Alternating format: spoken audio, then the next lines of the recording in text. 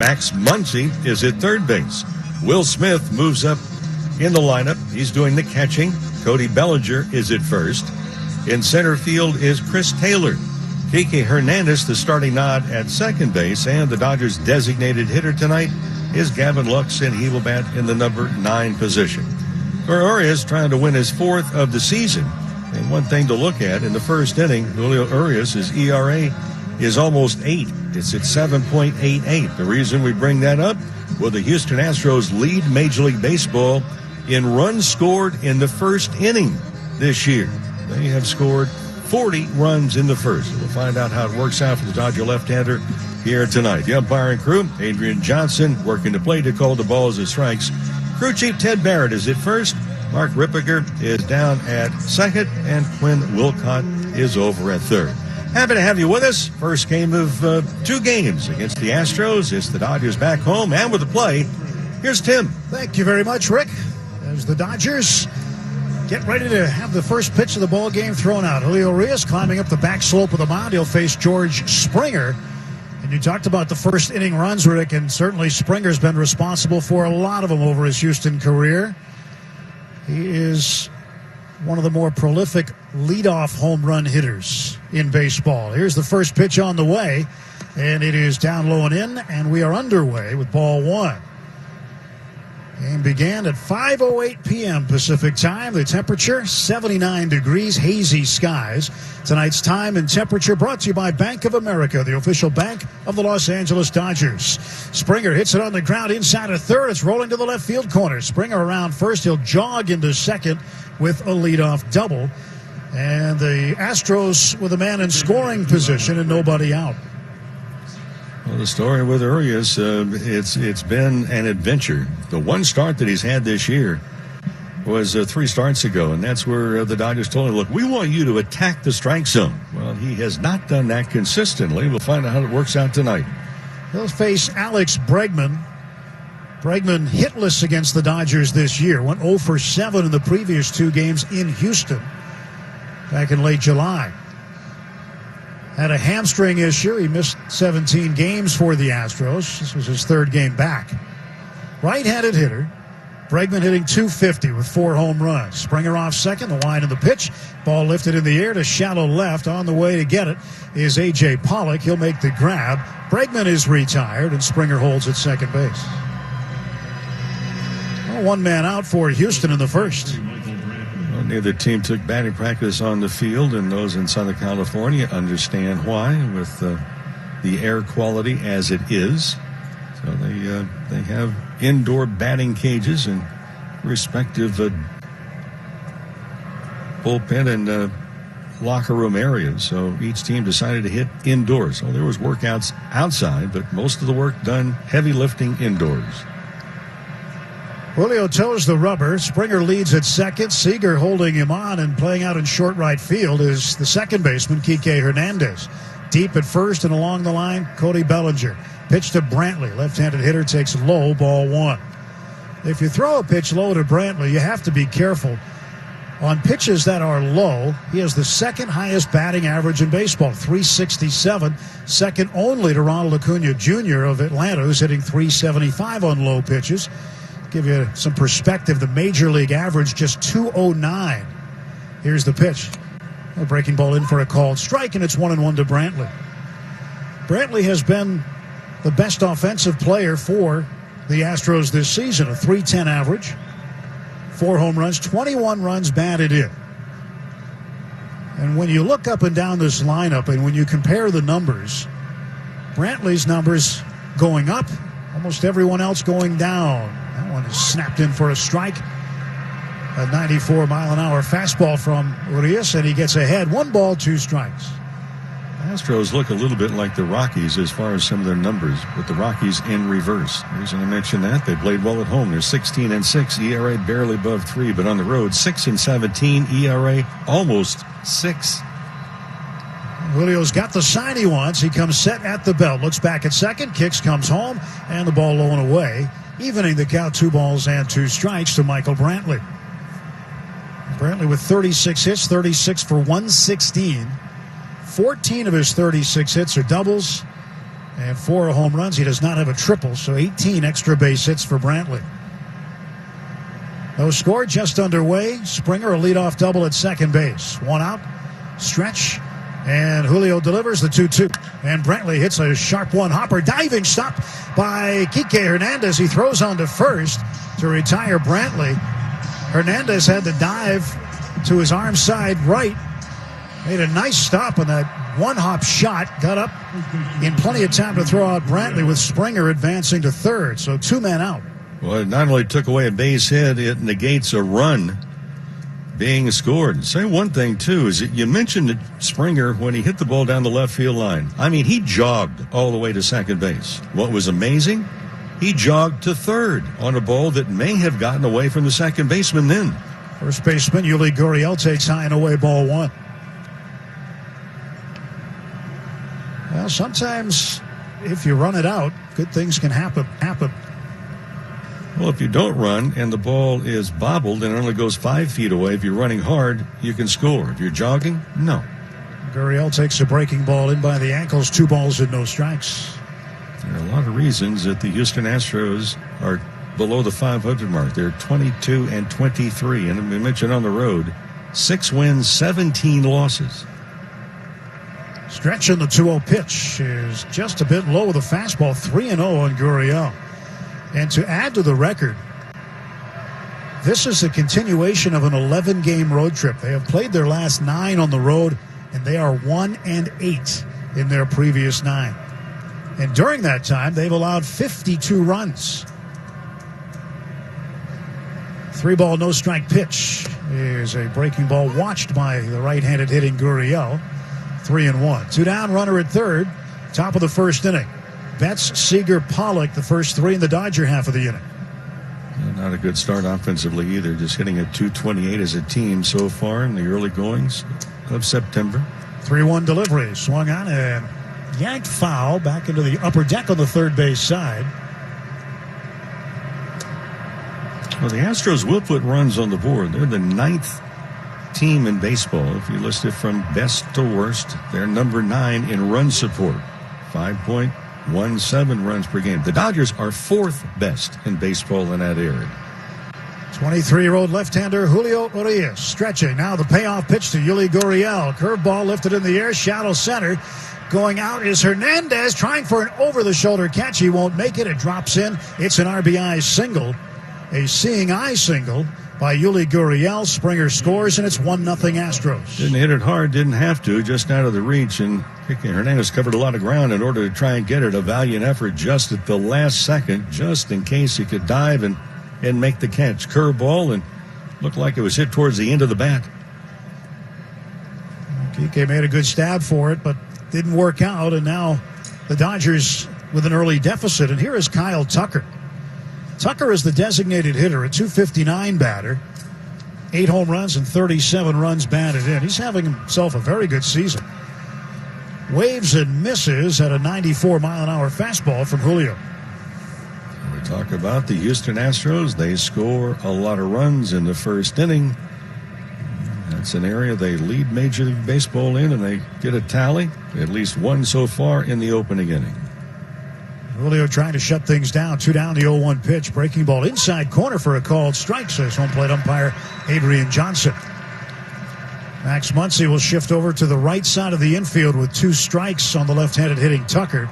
Seager back to his shortstop position. Heels in the outfield grass. Bellinger holding Gurriel at first base. Kike Hernandez out in the grass in right field. Toss over to first, and Gurriel gets back. Now, Tucker at the plate ranks among the top 10 American League players in RBIs with a 3rd ranking. 37 runs batted in. It's 3rd in the AL. 23 extra base hits. That's tied for 3rd. Urias 0-2. Check swing on a high pitch. Did he go around? Peeled down to third base umpire Quinn Walcott. He said he didn't go. Tucker able to hold up the swing. Tucker's also scored 30 runs. That ties him for 7th in the American League for the most number of runs scored. Standing tall from the left side. Here's the pitch. Swung on, cued foul into the second deck on the third base side. Still 1-2 to Tucker with Yuli Gurriel at first base. Gurriel an RBI base hit after Springer's leadoff double. And the Astros on the board first.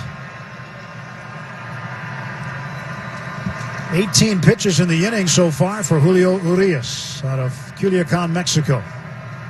1-2 pitch. Swung on a miss. Strike three. Got him with a high heater. But the Astros strike first in the top of the first. 1 run, 2 hits. They leave a man. No Dodger errors at the end of a half inning at Dodger Stadium. It's the Astros rotation. Departures. Garrett Cole, Wade Miley gone. Justin Verlander hurt. So between injuries and departures, Dusty Baker has found a spot for him in the rotation. And he made his first big league start against the Dodgers on the 28th of July in Houston. 26 years of age from Palenque in the Dominican Republic, which is just a bit southwest of the capital city of Santo Domingo and east along the southern coast from Bani. It's one of the southernmost points in the Dominican Republic, and that's where Valdez hails from. 3-3 his record, 3.61 the earned run average. He'll face Mookie Betts to start things off. Betts at 301, 14 home runs, 33 runs batted in. This is the 7th start of the year for Valdez. And he is known for his curveball. That's what got him signed in the first place, but his fastball has tons of movement on it. Yeah, the Dodgers found that out back when they faced him the first time in late July. And Mookie waits for the first pitch. Valdez winds. The left-hander comes home. And Mookie takes a strike. And it is 0-1 to Betts. Corey Seager on deck. A.J. Pollock to follow. Well, Betts waiting from the right side. Dodgers in their home whites. The Astros in their road grays. Fastball in for strike 2. Valdez last start Sunday against the Angels. He allowed a season-high 8 runs and 11 hits over 7 innings. He has been going deep into games, but lately he's been getting whacked around a little bit. And Mookie Betts, take a picture of that and mark the date down. You won't see that very often, where he strikes out looking on 3 pitches. And especially since the pitch, the last one was at 95 as far as the velocity, and it was pretty much near the middle of the plate. Yeah. Boy, that is amazing. And now one of the most aggressive hitters in baseball stepping in, Corey Seager. 314 is average. He has been hitting particularly well at home. Well, Seager waits for the first pitch. 1 out, bases empty. And he'll take low and in, ball 1.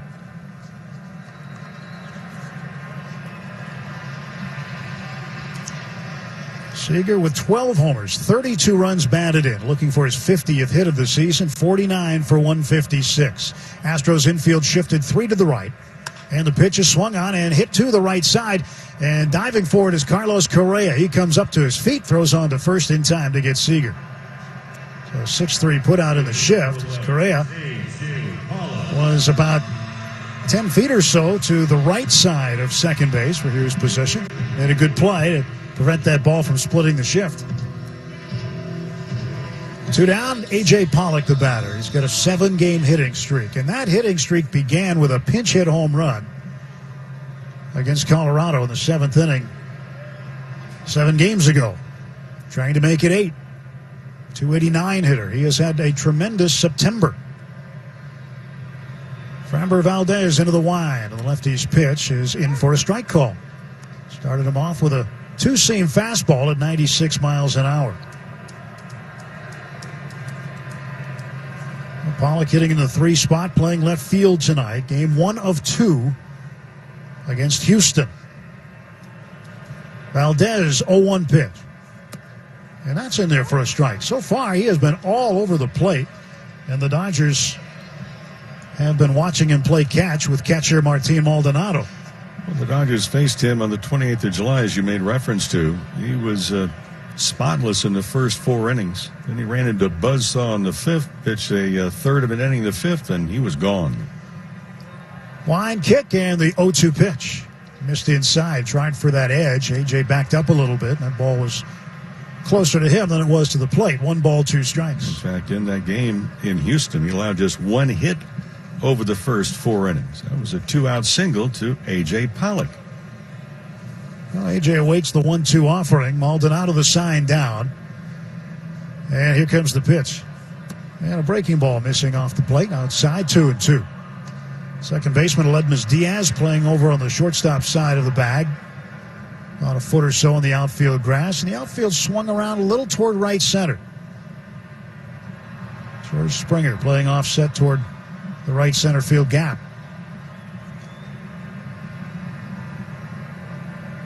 Valdez winds. He delivers 2-2. And Pollock bounces it over the mound right where Valdez watches it into the glove of Aledmys. 2:15 this season.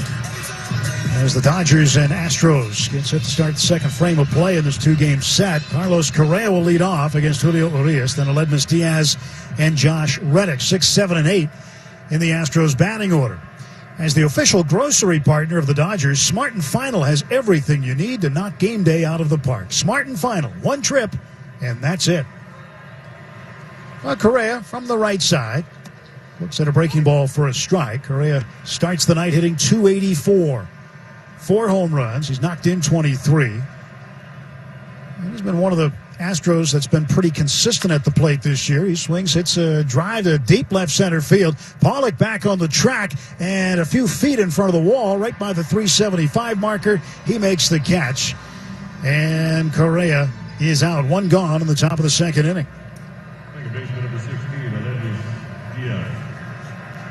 Aledmys Diaz, former Cardinals shortstop. He came up with the Cardinals, and they thought that he was going to be the long-term shortstop for a while. Good glove guy, but he's ended up moving around a bit and has settled in now with the Astros. He'll take a fastball for a strike. Diaz at .204. Only 8 hits on the year, 8 for 39. As Julio goes into the wind of the 0-1. Waved at it, missed. He got him to chase. Chase the changeup outside, and that's that good Urias changeup that fades arm side off the plate to the right-handed hitters. And the wind of the 0-2 again. Swung on and line to left field. Pollock watches it hang up for him, and he'll make the catch head high for the second out. And the breaking ball has been inconsistent, along with maybe even attacking the strike zone over too many of the starts for Urias. And with the season, the rearranged season will be over a week from tomorrow afternoon. Decisions have got to be made by the Dodgers, of course, and how do they set up their rotation. They did get good news on Dustin May. Josh Reddick in there. He takes ball 1 low.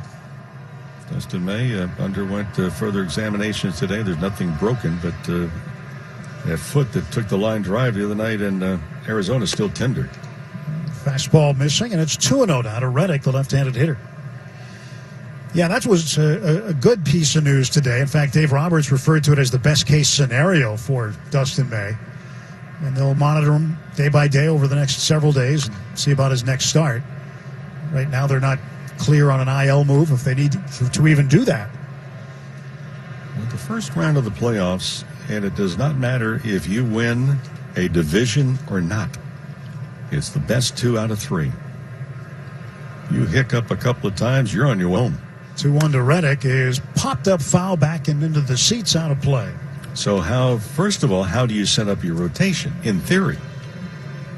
But then, do you set up your rotation according to which team you're going to be playing? And the scenario began today. The Dodgers would be against the Giants. Of course, over the last week or so, it's like every day there's a different team depending upon their record. Pitch to Reddick. Waits on the breaking ball. Pops it up left side of the infield. Seager coming in toward the lip of the infield grass. Makes the catch. And the side is retired in Orchid easy. I'm glad you're long tuned into Dodger baseball, no matter where you happen to be. Dodgers trying to find a way to tie this ball game very early on. And what we have seen here is a 79-degree evening at Dodger Stadium, but all day and for the last several days in the greater Los Angeles area, the skies have been filled with smoke, and no different here. The San Gabriels are not in view as they normally are, as they adorn the skyline of Dodger Stadium, but players playing on here in tough air conditions. The Astros will have 3 men to the right side of the infield. Bregman alone on the left side, the third baseman. First pitch to Muncy, who's in there for a strike. Muncy at 199. 31 hits. 10 of those 31 hits are home runs. He's driven in 21. He's done pretty well against left-handed pitchers, too. Now the pitch on the way. And he takes inside, 1 ball and 1 strike.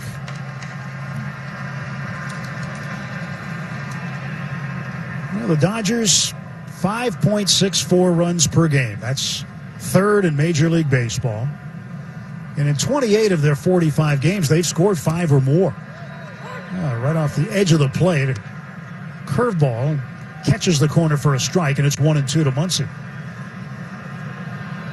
And in those 28 games that they've had 5 runs or more, the Dodgers have won 26 of them. Not on the board yet tonight, trailing 1-0. Valdez pitch. And Muncy swings and foul tips it into the glove of Martin Maldonado. Second strikeout of the night for Valdez, and there's 1 gone for the Dodgers in the second. It's a big curveball, and something that he also had pretty good control on. The Astros were talking about Reyes before he made that first start to the season. Back in July down in Houston, they said, look, you can tell if he's on his game by a lot of ground balls. Well, oddly enough, that game he did not serve up a great number of ground balls. Pitch inside and low to Will Smith, ball 1. Yeah, the ground ball has been his calling card. And that certainly is one of the keys for the Dodgers, is to get the ball in the air against Valdez. Leads the American League in ground ball percentage, 60.5%. Ground ball to fly ball ratio, 4.24. 2 balls and no strikes to Smith. Smith coming off his first career 4-hit game against the Diamondbacks in Arizona, hitting .279. 6 home runs. He's driven in 15. Valdez winds, the lefty kicks, fires, and a fastball is high in the strike zone. 2 balls and a strike to Smith. Almost identical spot as the pitch preceding that one. Identical. Well, Smith has been one of the most patient hitters in baseball. Takes down low, and it's 3-1. He does work a lot of counts, and because of his patience, he's got more walks than he does strikeouts. He has 19 walks, 18 of them non-intentional. He's been intentionally walked once, and he has struck out just 12 times. 3-1 pitch. Swung on and roped to left field. That's a base hit. First Dodger hit of the evening off the bat of Will Smith, and with 1 out, the Dodgers have the tying run aboard. Well, we talked about it. If you've been with us on the broadcast, the Dodgers, even though they are 32-13, they've won 9 of the last 13 ball games. They've had too many games over the last 10 that have been less than, well, spectacular, or really up to the level of ability of this team. They did not play well over in Arizona. Those 3 games, they committed 7 errors in those games. Those are only the physical errors. Base running mistakes, bad throws on top of it. Here's the pitch to Bellinger. He takes outside low, breaking ball in the dirt. Well, just think about that 6th inning the other night, Rick, where they made 2 outs on the bases. Smith at first base, Hernandez at the plate. They had 3 walks and a base hit in the inning and came up empty. Yeah. Well, in the series, they walked 23 times in the 3 games. The stretch by Valdez, peeks over at first base, and the left-hander comes to the plate. Outside corner, knee high for a called strike. Bellinger having a word with Adrian Johnson, the home plate umpire, about it, just to get clarification as to the location. I looked at some numbers today, Tim, and there was some charts also. And that is primarily where teams are trying to work Cody Bellinger until 2 strikes. Then they elevate the fastball, but they're trying to stay away from the power as much as they can. And this one is hit in the air to left field. Backing up on it is Brantley. Still going back. He's at the track, and right in front of the wall makes the catch. Smith tags second, goes back to first. A long fly ball out off the bat of Cody Bellinger. That's a good swing. Bellinger, each of the last 2 games over in Arizona, did not have good swings at all. Don't know where that swing came from over in Phoenix, but he got rid of it. That was a ball out away from him. Same area we're talking about. He just missed it. A little bit too far off the end of the bat. Ball carried well. For a swing that he just missed, I mean, that ball almost carried out. But he knew it right off the bat. I mean, he made an expression that is sort of the universal expression in baseball. If you know you just missed it, you can tell by reading his lips. Here's Chris Taylor. Swing and a miss. And a curveball at 82 miles an hour from Framber Valdez. Right side of the infield wide open, with Aledmys Diaz playing over by the second base bag, and the first baseman, Yuli Gurriel, holding on Will Smith. 1-0 Astros, bottom of the second inning. Smith off of first base. Here is the 0-1. And it skips in the dirt. 1 ball and 1 strike.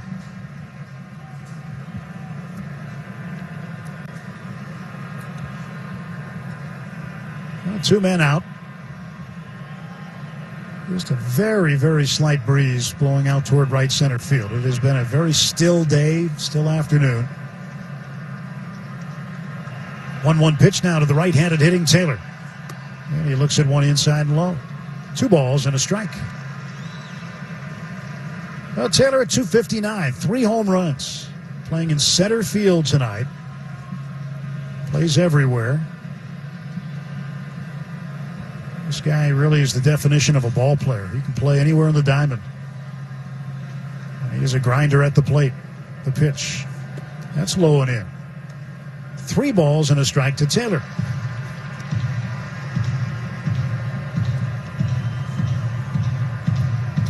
Well, Valdez, interesting thing about Framber Valdez is that he signed at age 21 out of the Dominican Republic, which is pretty much unheard of. Most of the time you're 16 years old when you get a contract out of there. He swings and Taylor hits a long drive to right field. Going back is Reddick. He's at the track. He's at the wall. He leaps. It's gone into the home run seats.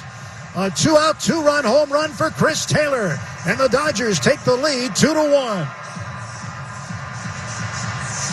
Home run number 4 for Taylor. Hitters love the 3-0 count. Why? Well, you have 2 mistakes that you can make. The pitcher only has 1 that he can make, or you're going to be on base with a walk to begin with. So Taylor, who hits the ball, I think, as hard as anyone, pound for pound in baseball, stays with it. They tried to go away, and they wish they hadn't. That trip around the diamond presented by Daniels Jewelers. Stop by and say home run. You get a free baseball bracelet. Daniels Jewelers, they've been making diamond dreams come true since 1948. Well, Reddick thought he had a chance. He went all the way to the wall, and it just got out of his reach and into the first row of the cardboard cutouts. Kike Hernandez swinging. He hits one the same direction. This ball back. This ball gone. Back-to-back home runs. Kike Hernandez makes it 3-1 Dodgers. Home run number 5 for Kike. Almost the same spot as Chris Taylor's home run. So it's double action. Our friends at Daniels Jewelers are working overtime. That trip around the diamond, also sponsored by Daniels Jewelers. Stop by and say home run. You get a free baseball bracelet. Daniels Jewelers, been making diamond dreams come true since 1948. Next. That'll be Gavin Lux. Boy, just looking at that replay of where that pitch was, that was center cut. Prime, grade A, right down the middle, hanging over the top. And the Dodgers with a 3 spot here in the second inning. Curveball in for a strike to Lux. Lux, the designated hitter, batting in the 9 spot, trying to raise his average to 189 above. After back-to-back home runs on a fastball, no ways Lux is going to get one himself.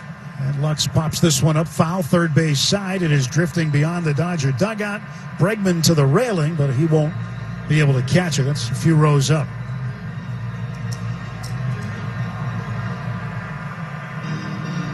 Back-to-back home runs coupled with a Will Smith base hit, and the Dodgers with a 3-1 lead.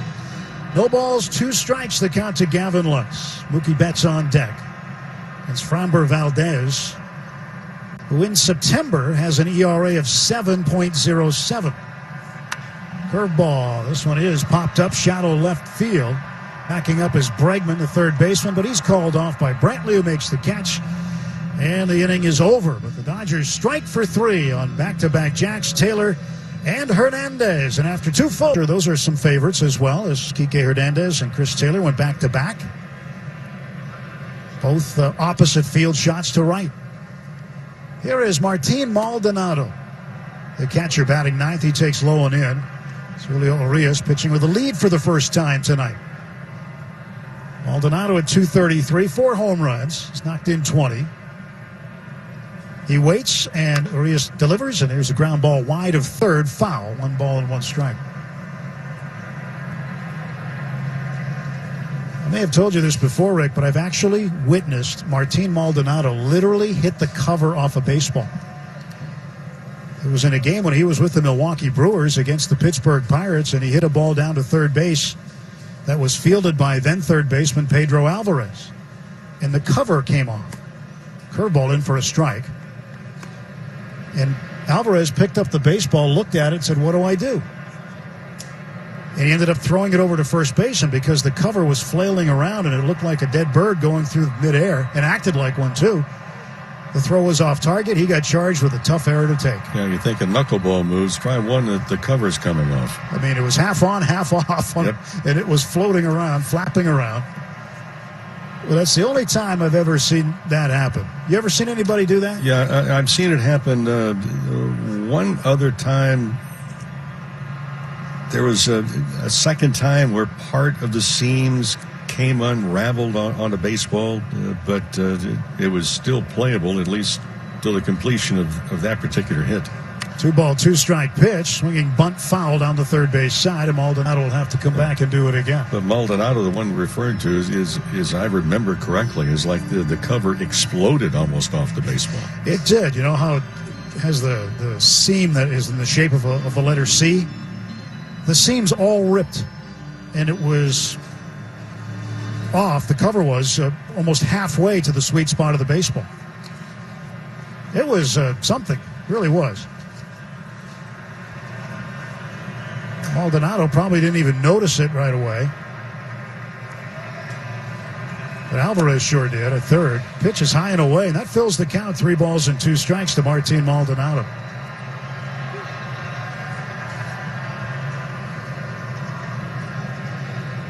Nobody on, nobody out. Here comes the payoff pitch. Curveball hit foul past third. Maldonado out in front of it. Well, the Dodgers do not know who's going to start tomorrow. It's going to be a bullpen day. They just don't know who it's going to be, depending upon how much usage the bullpen has tonight. But there is another story really on the horizon with the Dodgers, their pitching staff. In the last 10 games, their starting pitching has averaged just 4 1/3 innings. 3-2 is inside ball 4, and Maldonado walks.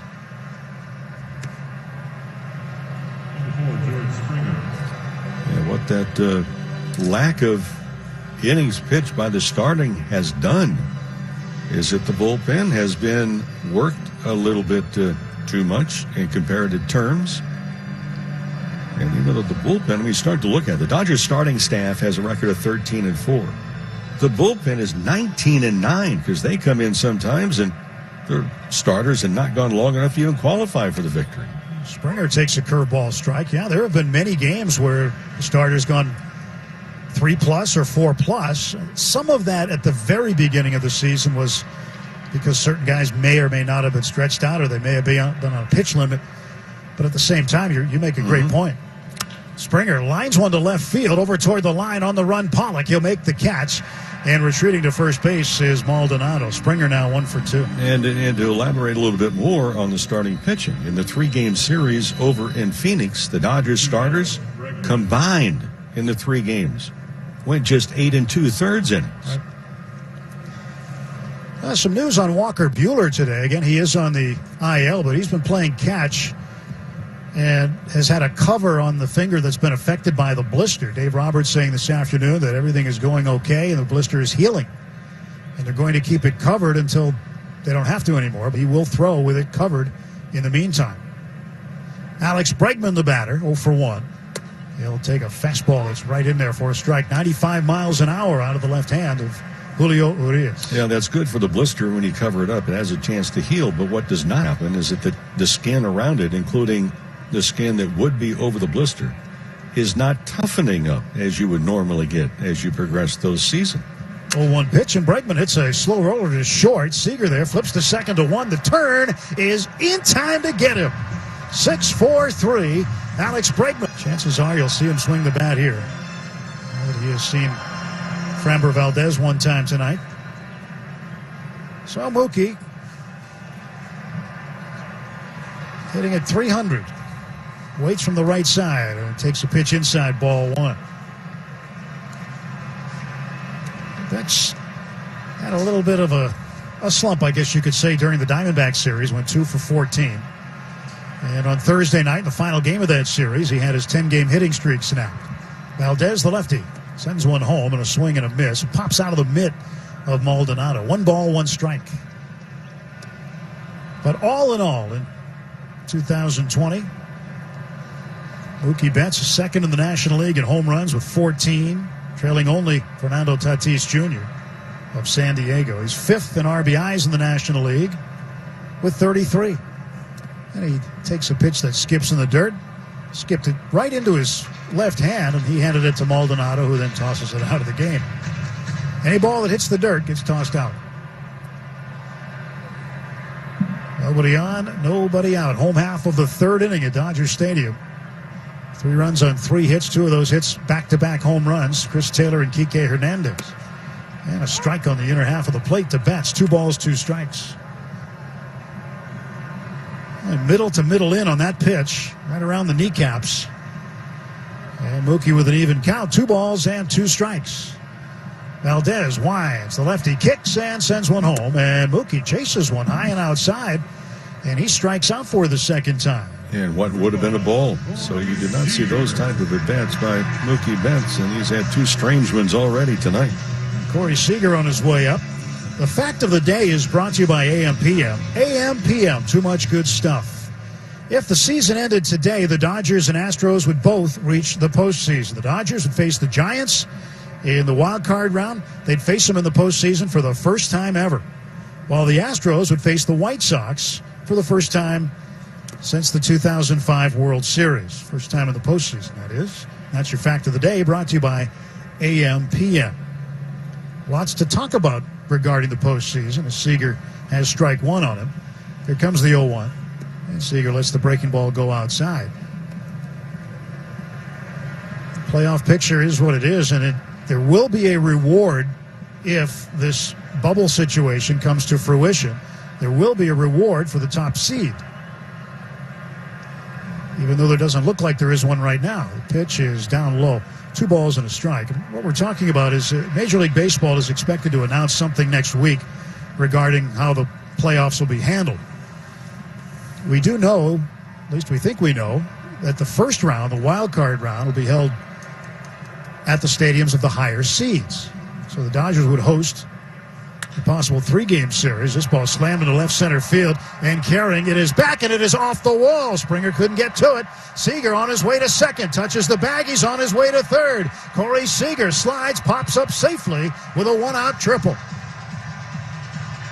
Well, that ball just kept on carrying and carrying, and you look at Michael Brantley, the left fielder, and the center fielder, George Springer. They're looking at each other and talking and saying, can you believe how far that ball carried off the bat of Seager? Well, I think one thing, too, is that's a breaking ball, is a curveball. Corey Seager is getting stronger and stronger. He's really growing into his body. And as Seager was going to third base, Springer actually overran the ball. The ball appeared to hit him somewhere around, well, above the wrist. But when you're the runner going to third and you see Dino Ebel on his belly, he's telling you, you better slide, and it's going to be close. First triple of the season for Seager. Now here's A.J. Pollock, 0 for 1. He bounced out to Aledmys Diaz to end the bottom of the first. Infield is in. 3 infielders on the left side. Gurriel alone on the right side, playing well off the line, and this ball hit in the air to deep right. It'll be playable for Reddick. He makes the over-the-shoulder catch on the warning track. Tagging and scoring is Seager Sacrifice fly by Pollock makes it 4-1 Dodgers. Well, that's something the Dodgers did not do frequently enough if we're looking really over the last 5 to 6 games. Certainly did not do it over in Phoenix. Opportunities, they were knocking on the door, but they didn't open the door often enough. They have tonight. RBI number 23 for A.J. Pollock. And the bases are clear for Max Muncy. 2 men out. Dodgers up 4-1 in the third.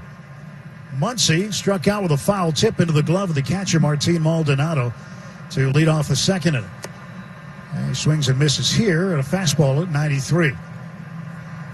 Well, the fastball, we'll call it a fastball, but what Valdez does is he has many different grips. He'll sink the ball, he'll cut the ball, he'll get the ball to backspin and rise a little bit, or at least have the rising appearance. He does a lot of different things with it. A lot of movement. Sends another fastball Muncy's way, and that's taken for a strike.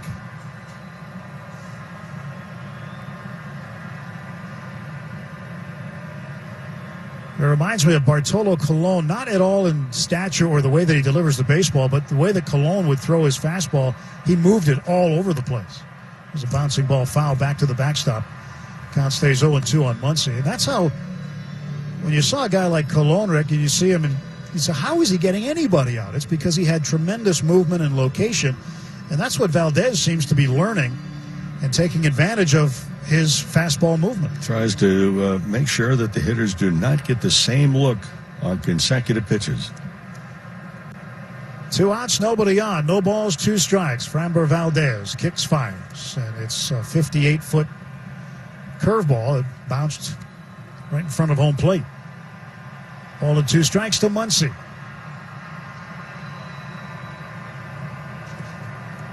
Dodgers with 2 home runs tonight already. They have 2 or more home runs now in 26 of their 46 games. Muncy waits. Valdez deals him a 1-2. And a ground ball tapped to the right side. Carlos Correa, the shortstop, cuts in front of Diaz. He'll make the play, and Muncy is out. But the Dodgers get a run on a hit, a triple by Corey. On TV during a Dodger game, then sign up for Junior Dodgers, the free Dodgers Kids Club, and enter for a chance to have your child featured as the Junior Dodger of the game. Visit Dodgers.com/Junior Dodgers for more details. Rick Monday, Tim Neverett, glad you're along. Tuned into Dodger baseball as they lead the Astros here in game 1 of 2 by a 4-1 score. And here is Michael Brantley at the plate, left-handed hitting left fielder, facing the lefty Julio Urias. And he fires a fastball a bit up for ball 1. Well, we mentioned during the fact of the game last half inning about the Giants and Dodgers not having faced each other in the postseason before. Pitch and a curveball froze Brantley, and he takes it for a strike, 1-1. In 1962, and I got a tweet from a great Dodger fan, Seal Alt. She tweeted me in her observation on this. She said she remembers 1962 when the Dodgers and Giants played after the regular season. Pitches in the dirt, 2-1. And while they did play the best of 3 series to determine first place in the division, those would count technically as regular season games, because prior to 1969, the National League used a 3-game tiebreaker before the postseason. And Brantley foul tips it into the glove of Will Smith, right through the fastball, 2 balls, 2 strikes. In the American League, prior to 1969, at that point, would have used a sudden death playoff. So yes, they did play each other after the regular season, but before technically the postseason. Brantley cues one foul into the seats, third base side. But thank you for the tweet, Seal. I appreciate it. And she said the Giants won and broke her young heart. This year, hopefully, much different. 2-2 pitch. And Brantley watches it sail into the dirt, blocked by Smith. 3 balls and 2 strikes. Let's pause 10 seconds for station identification on the Dodgers Radio Network. AM 570 KLAC, 98.7 KYSR, HD2. Los Angeles. Available anywhere using the iHeartRadio app. 3-2 pitch from Arias is driven into left center field and deep. Pollock on the run. He is at the track, backpedaling, and he makes the catch and then backs up into the wall. Boy, that was a deep drive, but the ballpark held it, and there's one out in the Houston half of the fourth inning. Well, friends, raise one to the ones who never let you down. Raise one to your Dodgers family.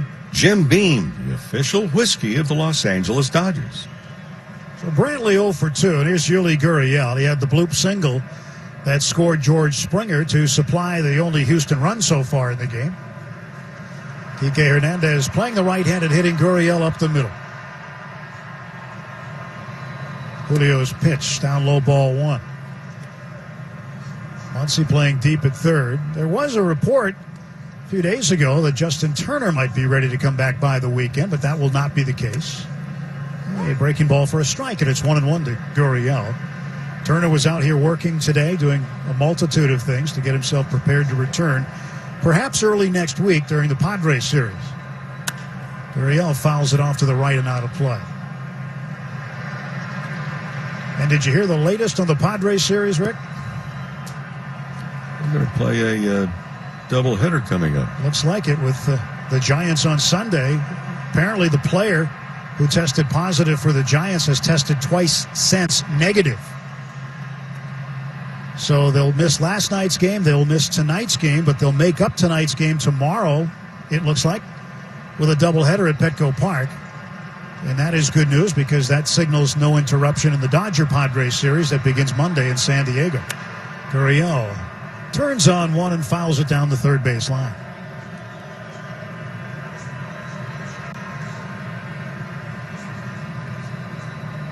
One out, nobody on. 4-1 Dodgers. Astros batting top of the fourth with one out.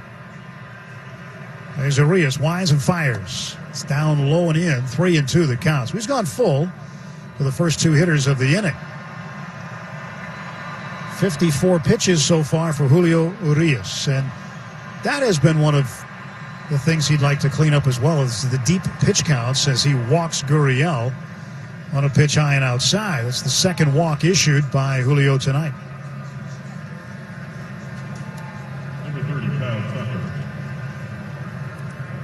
There's Kyle Tucker 0 for 1. He struck out swinging in the first.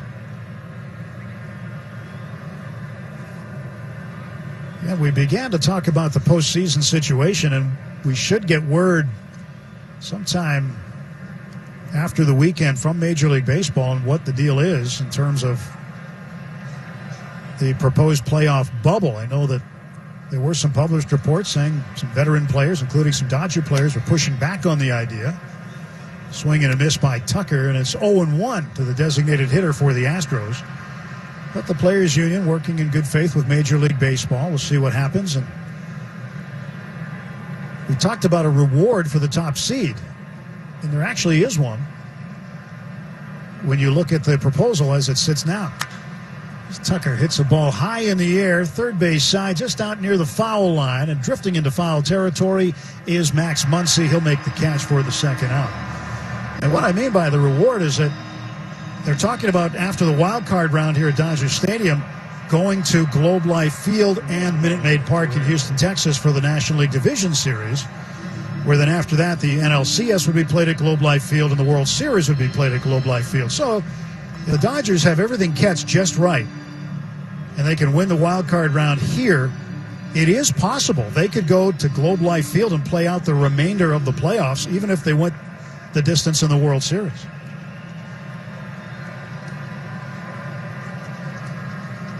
Carlos Correa, the batter. There goes the runner from first. Throw down by Will Smith, just a little bit late. But he got it there in enough time to get the head-first sliding inning. Smith, 1 for 1 with a run scored. He continues to get on base. A 4-hit game in Arizona the other night, his first career 4-hit game. And why is that significant? Well, because it's his first one, but it's interesting in Dodger history, too. Because he became just the third Dodger ever to have a 4-hit game as a designated hitter. Here's the pitch to Will. And he takes for a strike, nothing in one. Hanley Ramirez as a DH against the Yankees, June 19th, 2013, had a 4-hit game. And Justin Turner, August 19th, 2018, at Seattle. A little tapper to the right side of the mound. Long way to get it for Ledmus Diaz, and he gets Smith by a step at first base. 4-3 the put-out. At In-N-Out Burger, they never use freezers, heat lamps, or whatever the latest shortcut might be. Some may call them sticklers for being the old-fashioned way. They call it business as usual.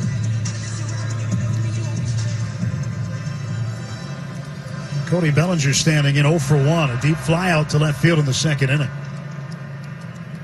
While we're talking about the bubble last half inning, just wanted to get your impressions on what you think might happen and your thoughts on the concept of it. Well, there's another part to the bubble as well.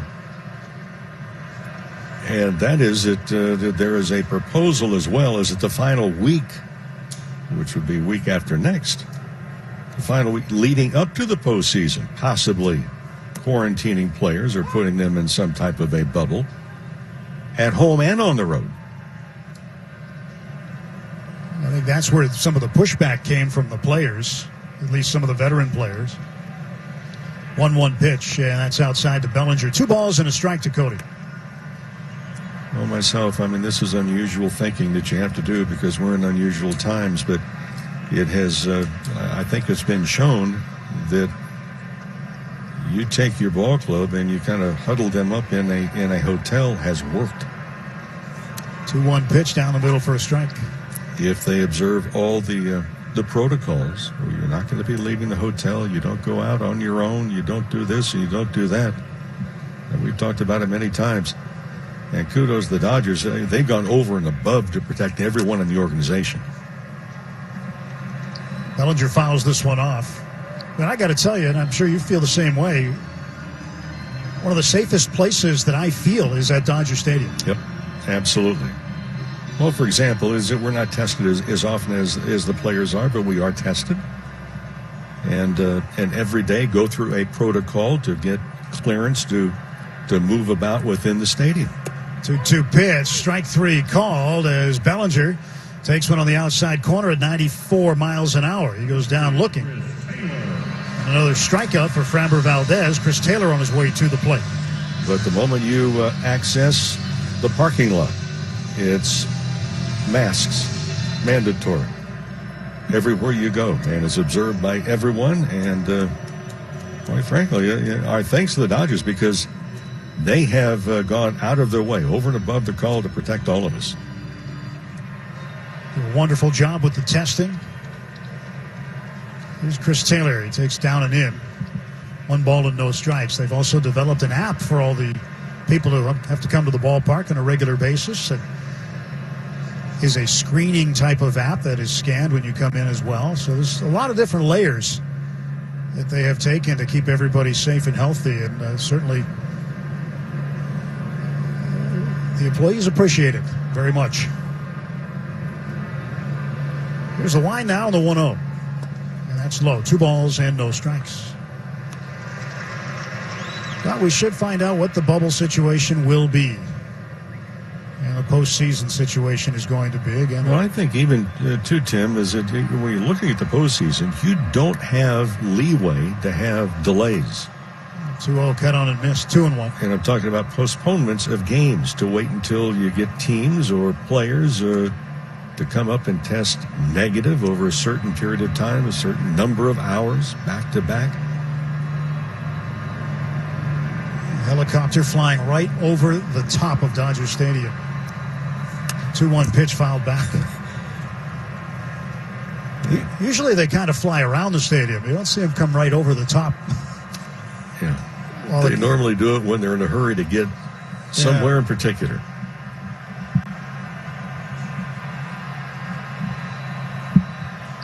On a smoky-skied Saturday evening at Dodger Stadium.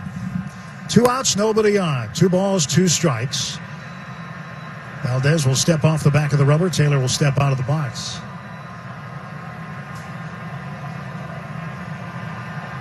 There is now the windup from the Houston lefty. 2-2 pitch, fastball snapped inside, 3-2. So that police helicopter has a flyover. We saw a fly around by a banner plane before the game had started. Just kind of a welcome message to the Houston Astros. He's already made national news, by the way. Here comes the 3-2. Payoff pitch caught on and missed. It's in the dirt, so Taylor heading down to first base. Maldonado will complete the strikeout, throwing it to Gurriel. Strikeout 2-3, the put out. And the Dodgers gone in order, punching out twice. We'll go to the fifth. Dodgers 4, Astros 1. 3 innings. Helped out by a double play and a caught stealing in the last 2. Delivers ball 1 to Correa, 1-0. Correa flied to Pollock in left in the second.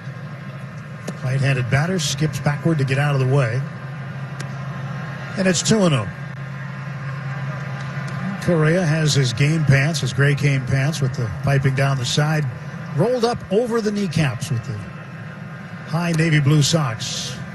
Takes another pitch inside, 3-0. A little bit low. Cody Bellinger's been wearing his that way. We've always seen Hunter Pence in the past wear him that way. New baseball fad. 3-0 is in there for a called strike. As Julio threw it right down the point of the plate, just above the kneecaps. 3-1. Nobody on, nobody out. The pitch. It's a breaking ball down and in, and he's walked Correa. Third man he's walked, and this walk, a leadoff walk, which can oftentimes turn into a dangerous situation. He did walk Maldonado as the leadoff batter in the third, but was fortunate when Bregman hit into an inning-ending double play 2 batters later. Aledmus Diaz lined out to Pollock in left field. He is 0 for 1. Here's the pitch on the way. And a fastball strike.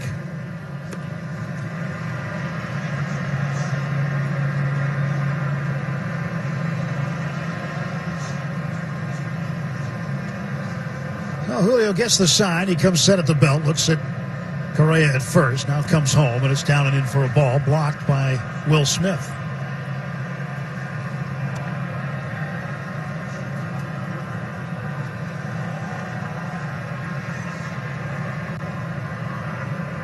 And this Saturday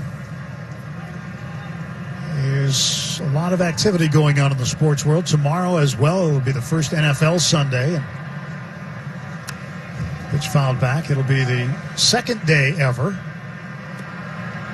that all the major sports will be in action at one time. First day was Thursday, and the NFL kicked off its season. There was the NBA and NHL playoff games, Major League Baseball games, and MLS games too. Step off the rubber and a quick toss to first base. Just a lob over there to let Correa know he's thinking about it.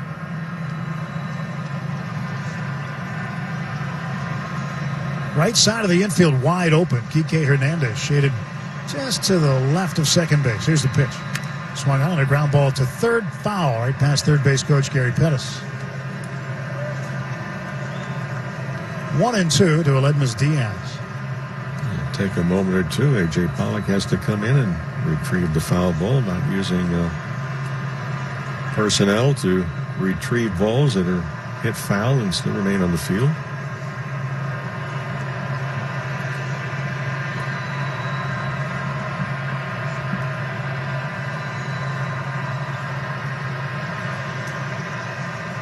Arias ready. Now the 1-2 pitch.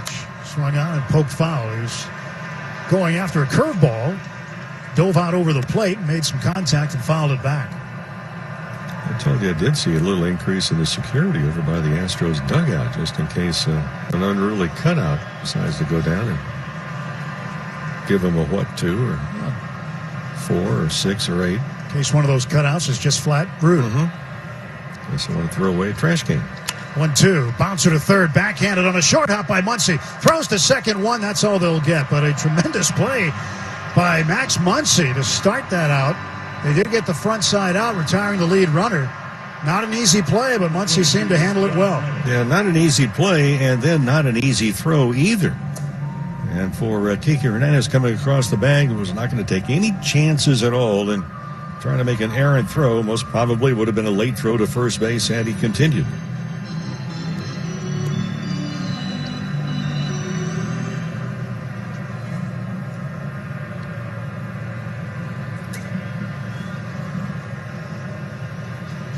Josh Reddick, the right fielder, swings at the first pitch and fouls it back in our general direction, and it's into the second deck just below us for a strike, 0-1. I told you the Padres and Giants not playing tonight. Colorado Rockies are. They're at Coors Field against the Angels, and it's 1-1 in the bottom of the fourth inning. Pitches up high and into Reddick. 1 ball and 1 strike. Diamondbacks at home tonight, taking on Seattle. Top of the fourth inning, the Mariners with a 5-0 lead. Ty France has a home run, the former Padre, now Mariner. It's his second of the season. The pitch. And Reddick fouls it straight back to the screen. Yeah, notice that Denver is finally back to some normal weather, 73 degrees up there. It snowed Monday. Could you believe that the other day? It went from 91 on Sunday to snowing. That was amazing. Now, it's not unusual to get snow in Colorado in April and May. I mean, it really isn't. But in September, it's still more summer there. And for the temperature to go from 101 to 37 in 48 hours is crazy. Reddick cuts and misses at a Julio Urias fastball, and he strikes out. 2 men gone now for Houston in the 5th. Well, you've seen enough games up there to know that weather can change on a dime. Mm-hmm. Well, there's a few ballparks around that weather can change in a hurry. You think, well, even Wrigley Field. Seen games there, played games there that to start with, you're wearing short sleeve shirts, and by the time the game is over, if the wind changes and start to come off of Lake Michigan, you've got everything that was in your locker wearing it. Ball 1 delivered in the dirt to Martin Maldonado. He walked his first time up. Runner at first, Aledmus Diaz, reaching on a fielder's choice. 2 men out, 4-1 Dodgers, top of the 5th.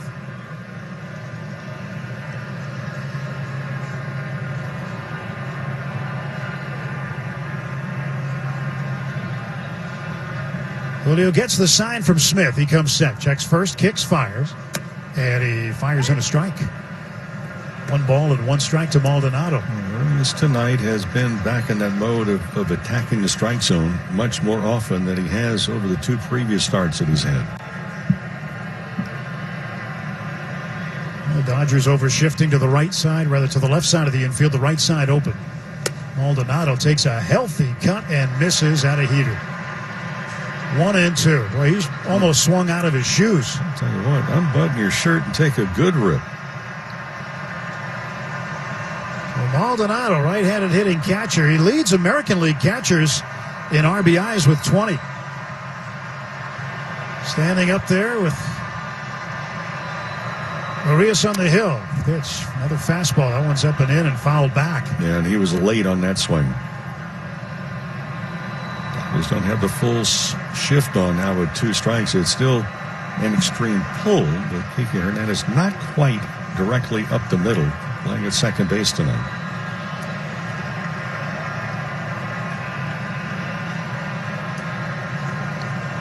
One and 2 the count as Urias stares over at first base at Diaz. Now comes to the plate, and it's fouled back again as Maldonado hangs in there.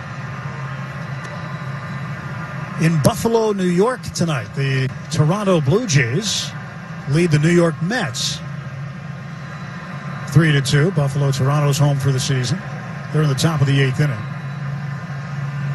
In the bottom of the 4th in Minnesota, the Twins lead Cleveland 5-2. Buxton, Gonzalez, and Astudillo have hit home runs for the Twins. Pitch to Maldonado, fouled back again. Game 2 of an American League West doubleheader between Oakland and Texas. Texas won Game 1 5-0. Odor and Guzman going deep for the Rangers in Game 1. They're in the bottom of the 4th in Game 2. It is 7-0 Oakland. Those games at Globe Life Field in Arlington. Here's the 1-2. Right down the middle, called strike 3. Change up at 86, and it froze Maldonado. 2 punch-outs in the inning. 1 man left. We're halfway home at Dodger Stadium, middle of the 5th. Dodgers. Alongside Rick Monday, Tim Neverett. Dwayne McDonald with us here in the booth as well. Bringing you Dodger baseball tonight on a Saturday night from Chavez Ravine. Well, earlier this week, it was unveiled in Silver Lake at the corner of Sunset and Parkland. It was the Joe Kelly mural. And it had his depiction of what Joe describes as his boo-boo face that he made to Carlos Correa in that series back at the 28th of July in Houston. And we understand it's been getting a lot of foot traffic over in that corner of Silver Lake. Here's Hernandez. He takes outside ball one. I do know it got some foot traffic from me about 3 days ago. I was running some errands over there, and I said, I know right where that is. So I pulled over, took some pictures, and was amazed at the mural. As Kike fouls one back, 1-1. Rick, if you get a chance to see it, you got to see it. I know that. I was over in that area yesterday. It's really good. And I forgot to go by it, but just amazing artwork. And we do understand. I was told today that a number of Dodger fans are stopping by there to take photos. Kike hits one in the air to right. Ballpark's going to hold it, though, as Reddick drifts underneath it. He makes the catch for the out. Well, friends, you can download the MLB app to get in-game video highlights, live pitching, live pitch-by-pitch, breaking news, player updates, stat leaderboards, and a whole lot more. Here's Gavin Lux, 0 for 1. Flying to left in the second inning. Talking about that mural, too. I mean, how on earth do you do that? Talk about talent. You're up on a ladder. He's holding a photo, but he's using spray cans to do an incredible mural. Really incredible. Really a great job. And I know Joe and his wife and kids and the family members went over there yesterday. And yesterday, the day before, anyway, took some photos.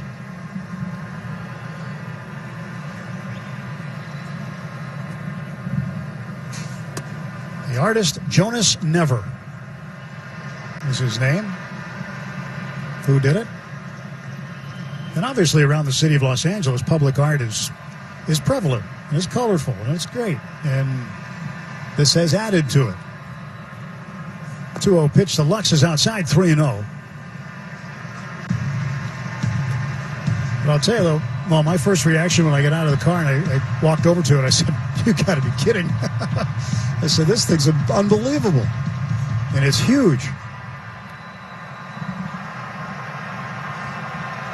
There is the 3-0 now to Lux, and he takes a strike. 3 balls, 1 strike to Gallup.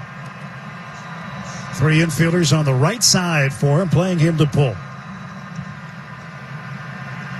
Lux getting some at-bats against the left-handed pitcher. And Framber Valdez. He slaps one foul, third base side and out of play. And remember, when Lux was recalled from the alternate site and started playing regularly, Dave Roberts said the idea was for him to get at-bats against right-handed pitching. But here, tonight, he is the DH against a lefty. 1 out, nobody on. 3-2 pitch. Swung on and missed, strike 3. And he is out. So 0 for 2 for Lux, and there are 2 men gone for the Dodgers in the 5th inning. And now Mookie Betts. It is interesting when you see a pitcher that happens to rub his index finger on a certain part of his body preceding a curveball. Interesting. Betts takes outside. The things that you learn from Rick, just sitting with him watching baseball, things he picks up on. And now the 1-0 pitch. That's in the dirt, 2-0. Yeah, well, I love watching catchers because there are a lot of catchers that telegraph a lot of information, and not just to their pitcher, and not just to their defense. If you're watching them, they'll tell you a lot about it if you're a hitter opposing club. Look at the infielders. Look at the outfielders. There's a lot of things out there to watch and learn from. 2-0. There's a breaking ball down and in. Now, what are you seeing from Valdez? Well, his pitching hand happens to go to a certain place on on the opposite side of his body that has been preceding a breaking ball often. Now, it may just be habit, maybe nothing, but it's interesting. Strike called to Betts. 3 balls and a strike. 2 outs, bases empty. The 3-1 pitch from Valdez. And Mookie takes high ball 4. Draws a walk. And the Dodgers with a base runner with 2 men out for Corey Seager. Yeah, and before anyone thinks then I'm accusing anyone of cheating, that's not the case. Sometimes, and especially right now, I mean, we can all say one thing. The air is very dry. Unfortunately, it is dry. We'd like to have some rain, and sometimes you're going for moisture on your hand. That's why you see pitchers. And realize pitchers cannot go to their mouth anymore, which was allowed a couple of years ago, to get moisture back onto their fingers. They can get a better grip on the ball. Could be that he's just tipping. One or the other? Well, you never know. You never know. You never know. I'm trying to give him an out here. Yeah. Seager waits from the left side of the plate. Throw to first base and Mookie back standing.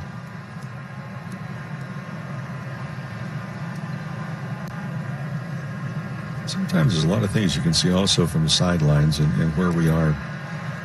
You know, we're not in our normal booth directly behind home plate. We're over on the slightly the third base side in one of the luxury suites, but sometimes you can see things from certain angles you cannot see from the other. Throw to first, Mookie gets back.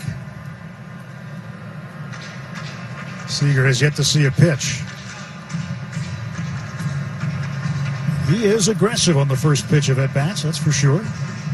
And he's aggressive at home. He's got one of the top home batting averages in baseball. Came into the game hitting .369 at Dodger Stadium, behind only one other player with a better home batting average, and that's Mike Trout. .377 in Anaheim. Throw gets away from the first baseman, Gurriel, but not far enough for Betts to advance. Well, last time up, too, Tim, is that Seager hit a ball that Springer, the center fielder, moving over to left center, made the leap for. Looked like the ball hitting on the back of the glove hand, the wrist area, somewhere in that area. Well, Springer right now is playing the deepest center field I've seen anyone play the entire year. He's not going to get burned again by Seager.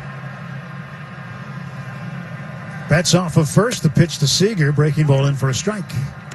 Yeah, and with where Springer is playing in left center field, there's a huge gap in right center. You know, Reddick playing deep in right, but there's a lot of grass available out there. I call that depth. Normally you see it with a left fielder, but I call that depth in left center. He's playing shallow Glendale. Right. Pitch, it goes to the backstop, knocks down Seager, and down to second base goes Betts. A wild pitch.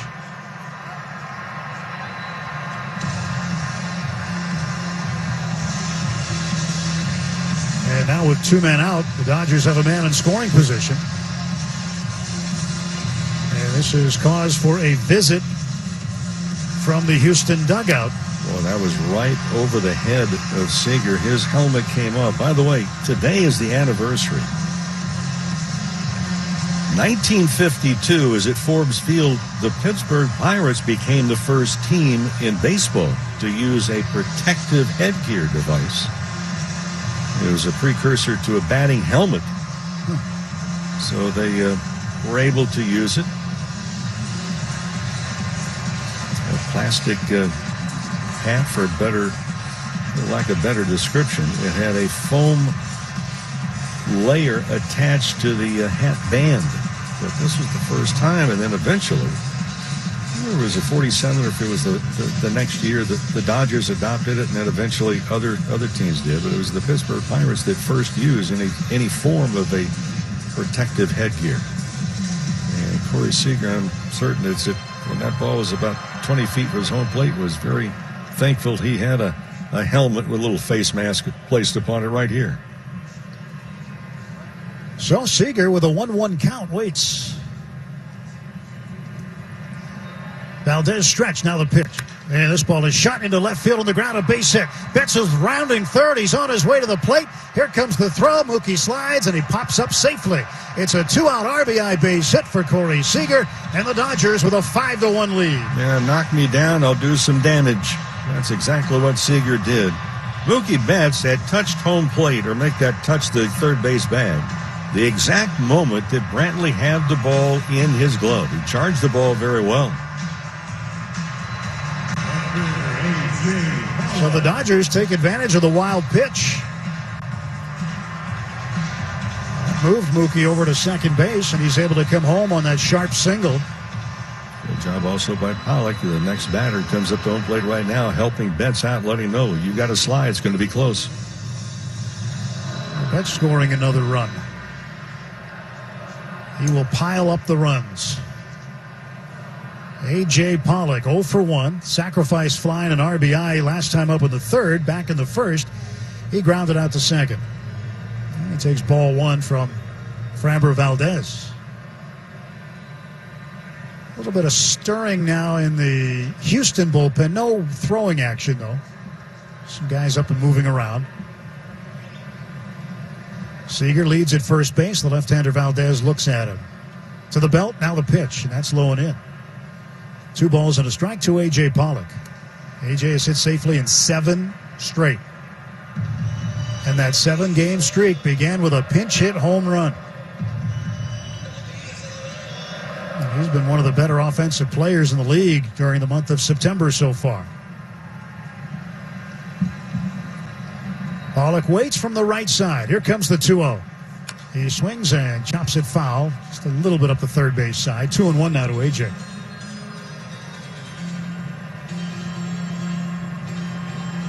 Dodgers with 5 runs on the board. Again, mentioned it earlier, but they have now scored 5 or more runs in 29 of the 46 games they've played.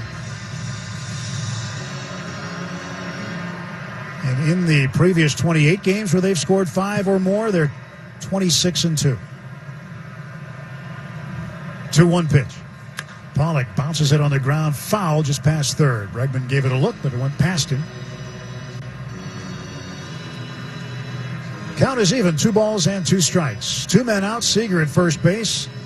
Betts with a 2-out walk.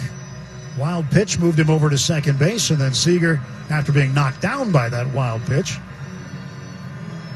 punched one into left field for an RBI single. Dodgers picked up a run in the third involving Seager as well, a triple, and then he came home on Pollock's sacrifice fly. And now Castellanos starts to warm up for the Astros, a right-hander.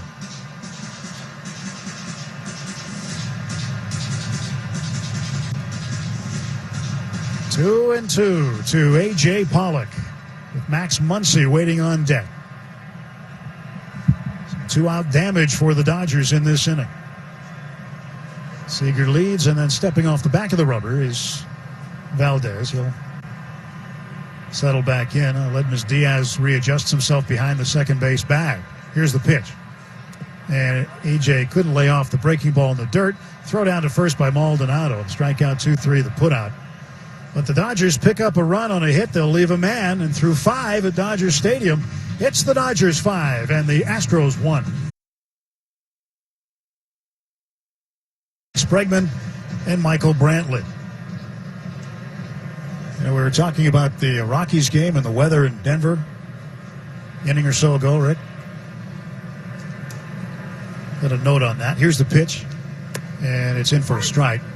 Got a very nice note on Twitter from Steve Barron. He is in Flagstaff, Arizona, listening to us right now. And he said, you should know that Flagstaff, Arizona, Monday was 96 degrees. Monday night, 29 degrees.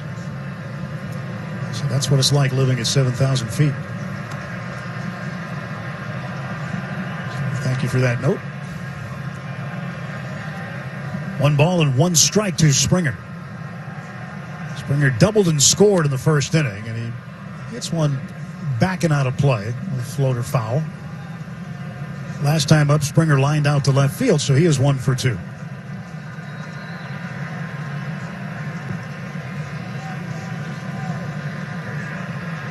Springer out of the University of Connecticut, played his collegiate baseball at UConn.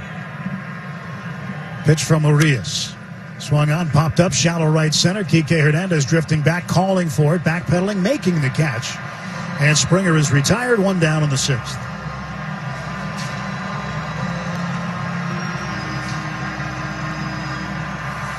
Well, elsewhere around the National League tonight, Bottom of the ninth inning at Miller Park in Milwaukee. Brewers had a 2-1 lead in that ball game until Jason Hayward got up and hit a home run to give the Cubs the lead. Also, Ildemar Vargas has homered for the Cubs. Ryan Braun homered earlier in the game for the Brewers. That was back in the fourth inning. They've just gone to the bottom of the ninth. It's now 4-2 Cubs leading the Brewers. Pitches into Bregman for a strike. 1 ball, 1 strike to the Houston third baseman. Bregman 0 for 2. He's flied to left and hit into an inning-ending double play in the third. Here's the pitch on the way from Julio. That's low. And it's 2-1. In St. Louis, the Cardinals have a 2-1 lead over Cincinnati, top of the fifth. Well, Brad Miller with a home run for the Cardinals. His sixth. Pitch missing to Bregman, a little bit low and off the outside corner. Remember, Miller 2 spring trainings ago was in camp with the Dodgers, and he was one of those guys that, because of his veteran status, got to a certain date, he could get out and look for a better deal if he wasn't going to make the club, and that's what happened to Miller. But he homered tonight for the Cardinals. 3-2 now after a foul ball from Bregman. 1 out, bases empty, and a 3-2 pitch being readied by Julio Urias. He's gone 5 1/3 so far. Bregman awaiting the payoff pitch. Here's the kick and the delivery. And he pops it up foul and out of play over the first base dugout. Urias can still get the Astros to keep swinging at that ball if it's at a strike or is it a ball up in the zone. He's on a roll tonight. A much-needed situation. I mentioned the fact the Dodgers came in tonight. The last 10 games, their starting pitching had averaged just 4 1/3 innings. 3-2 check swing. They'll appeal down at first base for Ted Barrett, the crew chief. He said he didn't go. And so Bregman is aboard with a walk. The Dodgers do have left-handed action. They had left-handed action in the bullpen. Another check. Now the lefty who started to throw is sat, and up and throwing now is right-hander Dylan Floro. And the Astros continue with right-handed action in their pen. Yeah, unfortunately, that's 4 walks. Free passes can be free runs if you don't pay attention. Humberto Castellanos is warming up for Houston. Michael Brantley, the left fielder, left-handed hitter, swings at the first pitch and hits a drive to right center field. Back after it is Betts. Taylor gives way to Betts. Mookie makes the catch with a foot on the warning track and sends the ball back into the cutoff man, Kike Hernandez. A long out for Brantley, and there are 2 away for the Astros. And the hitters will say, just missed it.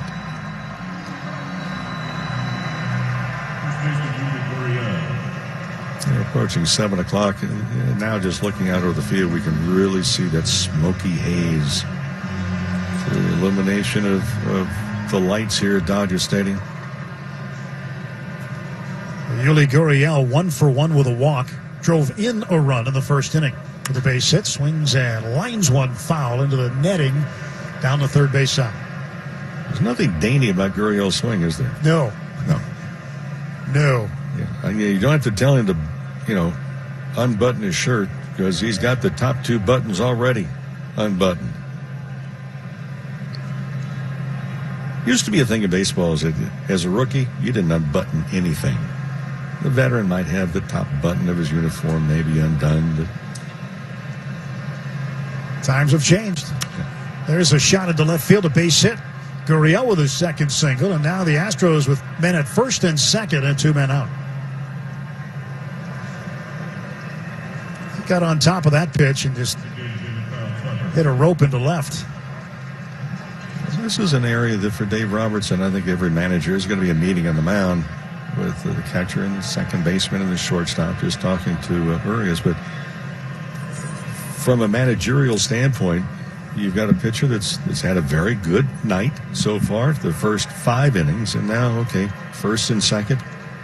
In the 6th, is this a spot you tell the bullpen, look, if he goes one more batter and he gets aboard, we're going to go to you, just wanting a positive result for your young pitcher.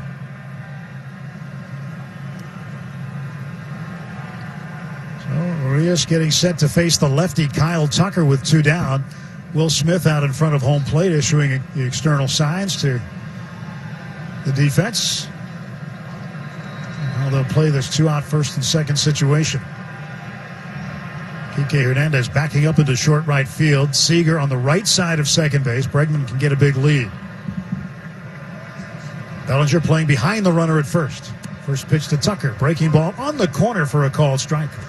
First of all, for the infield, you're probably not going to be able to get a double play unless it's a line drive or something is hit directly to Seager, because he's a long way off of the bag to begin with. Plus, you've got a fast runner at home plate. 2 on, 2 out. Here comes the 0-1 pitch. Swung on and fisted into shallow center. Taylor on the run. He's going to get under it and make the catch. And the side is retired. No runs, 1 hit, 2 left, no Dodger errors. Heading to the home half of the 6th inning when we return to Dodger Stadium. It's the Dodgers 5 and the Astros 1. Go to the bottom of the 6th inning, and that's all for Framber Valdez. The Astros starting left-hander went 5 innings. 5s were wild. He had 4 of a kind, actually. 5 hits, 5 runs, 5 earned runs. He walked 1, struck out 7 through 82 pitches, 50 of them for strikes. And now a right-hander takes over, Humberto Castellanos, 5'11", 218, out of Mexico, 22 years of age, and one of the many rookies that the Astros have given an opportunity to this year. Max Muncy, the batter. First pitch is high for a ball. This pitching change brought to you by In-N-Out. Whether after the game or on the road or just because, at In-N-Out, your burgers, fries, and shake are always going to be exactly as imagined. Pitch high to Muncy, 2-0. Infield shifted 3 to the left, playing Max to pull. Yeah, Dusty Baker knew that beginning of the season, he was hoping their starters might be able to stretch things out, because they began the year with 8 rookies in their bullpen. And the pitch to Muncy, 2-0, fouled back. Now it's 2-1. One of the better swings we've seen Max Muncy in a couple of days right there. Oh, he fouled it off, but that was fundamentally it was a good swing. Are you talking about the rookies? The Astros, 15 rookie pitchers, 5 rookie starters. 10 of them made their major league debuts this year. Dodgers have Pedro Baez up in the bullpen. He was activated today off the IL, and Max hits it down in that general direction, way down the left field side into the upper deck. Foul ball, strike 2. 2 balls, 2 strikes. And Dennis Santana was optioned back to the alternate side, and Pedro Baez is here. And we should see him get into the game now. Julio Urias had a very good night. It's probably it for him. 6 innings, a 3-hit, 1-hit ball, or 1-run ball, I should say. Struck out 3, walked 4. Max looks at one off the outside corner from Castellanos, and it's 3-2. Good take, change up away. Jock Peterson also back and active off the paternity leave. Matt Beatty was sent out. Payoff pitch to Muncy. He swings and strikes out. It's the 91-mile-an-hour fastball with a little wrinkle in it. And Muncy is out on strikes for the second time tonight. Max 0 for 3 in the game. 1 out for Will Smith, who's coming to the plate. First, let's pause 10 seconds for station ID on the Dodgers Radio Network. AM 570 KLAC, 98.7 KYSR, HD2. Los Angeles. Available anywhere using the iHeartRadio app. Will Smith 1 for 2 tonight with a run scored. He will take a pitch on the inner half for a strike.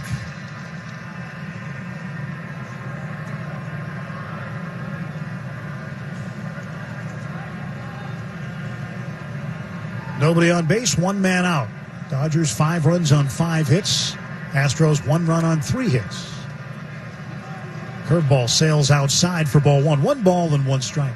Baseball showing that they are very, very staunch in their ways about social distancing, no arguing, no fisticuffs. Sergio Romo was suspended for jawing with an opposing player. Smith hits one hard down the left field line. That's a fair ball rolling to the corner. Will touches first. He's on his way to second. It's picked up by Brantley, and Will pulls in with a one-out stand-up double. Second ball, he's hit sharply to left field tonight. Singled, scored in the second inning. And Sergio Romo struck out Lindor. Evidently, there were words exchanged as they were passing one another going off the field. So, yeah, Romo gets suspended for one game for jawing with an opposing player.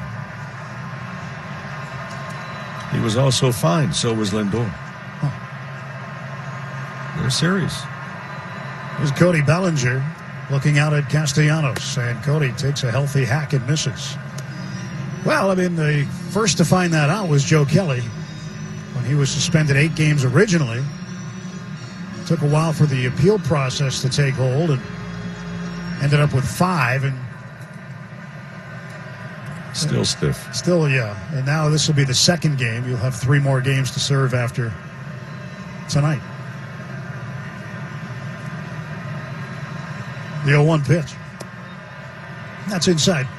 1 ball, 1 strike to Bellinger. But Kelly was here today. He had a simulated game on the field while some of the Astros were looking on. Well, Joe told me the other day he's feeling great. And the Dodgers want to try to get him into 4 or 5 games before the end of the regular season. Bellinger, wave and a miss at a fastball at 90. They're throwing the ball up to the top of the strike zone. I mentioned earlier, I saw a chart that shows they try and keep the ball low and away. And then once they can get a strike, and especially with 2 strikes, they have been moving the ball upstairs. That's nothing new. That's exactly what they did last year, in particular in postseason play.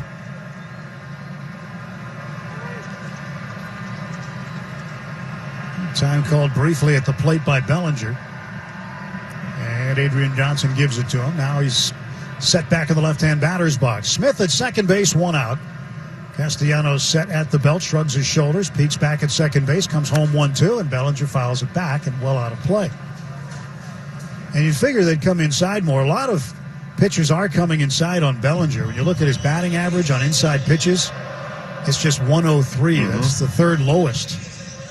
Justin Smoke of Milwaukee, 088.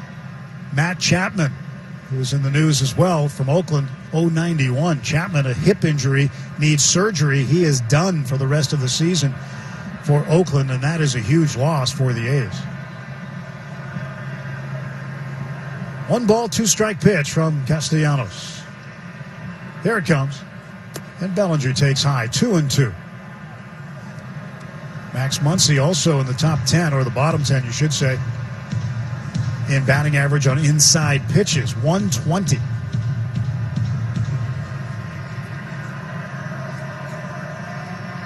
Major league average on inside pitches, 242.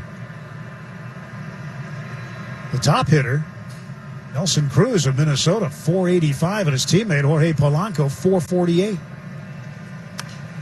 Bellinger pops this one up foul behind the plate. Maldonado sheds the mask. He runs to the net, but it's way out and out of play. Fastball up. And for Bellinger, he continues to be under a lot of pitches. And that ball away, we saw him time after time over in Arizona fouling the ball off to the left side. While underneath it, barrel of the bat gets below the hands. Well, meeting on the mound right now. Maldonado goes out. Have a word with his pitcher. Let you know about a couple of other games in the National League. It was not exactly a nail-biter in Miami tonight between the Phillies and Marlins. 12-6, Philly wins it. Harper and Gregorius going deep for Philly. Aguilar and Anderson going deep for Miami. And Atlanta squeaked one out over Washington in our nation's capital, 2-1. Braves win it.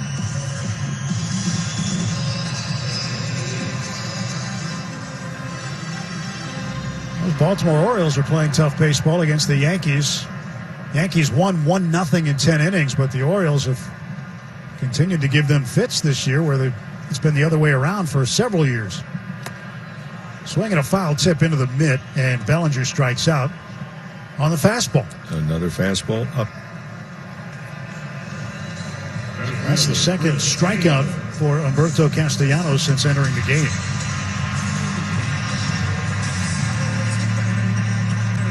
And here is Chris Taylor. 2 outs and a man at second base. In St. Petersburg earlier today, Tampa Bay beat Boston 5-4. And that was a significant win for Tampa Bay, certainly. They are one of the better teams in baseball right now, but it eliminated Boston from any mathematical possibility of winning the American League East. So they become the first team eliminated from anything, as they have just had a miserable season there. And not the only team to be called by one city name and play in a different city. Well, Tampa Bay, they play in St. Pete. 1-0 pitch to Taylor. He swings and rips it through the whole left side, a base hit. Will Smith will be held at third as Brantley guns it into Bregman, the cutoff man, but it's a 2-out single for Taylor. He's got his second hit of the game, and the Dodgers with runners at the corners and 2 men down. Yeah, Brantley has played the most shallow of the 3 outfielders for the Houston Astros tonight. He charges the ball exceptionally well and had the ball in his glove before Will Smith actually reached the third base bag. About 3 strides before he got to the bag. Kike Hernandez will try to tack on another run here. Dodgers leading 5-1, out hitting Houston 7-3. And the Astros 6-17 on the road, 1-8 in their last 9. And the Dodgers at home 15-7. That's the 5th best home record in Major League Baseball. And they did have a stretch recently where they won 11 straight here before they lost the last 2 to Colorado on the previously completed homestand. Strike taken by Hernandez, 0-1. Kike with a home run, his 5th in the second inning. Fly to right in the 5th. Runners off first and third. Stretch by Castellanos, and the right-hander's 0-1 is popped up foul right side. It'll be chased by Gurriel, and it'll sail out of play just over the tent that is set up beyond the first base dugout for players to socially distance in.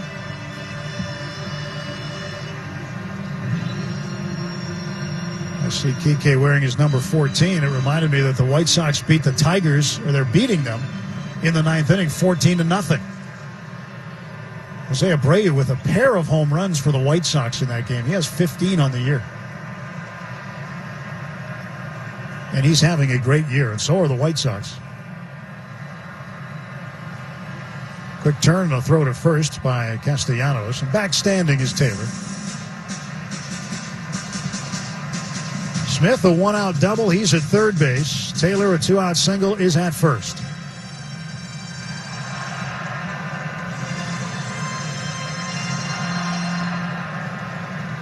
Aledmus Diaz shading the middle of the infield. Out of room on the right side.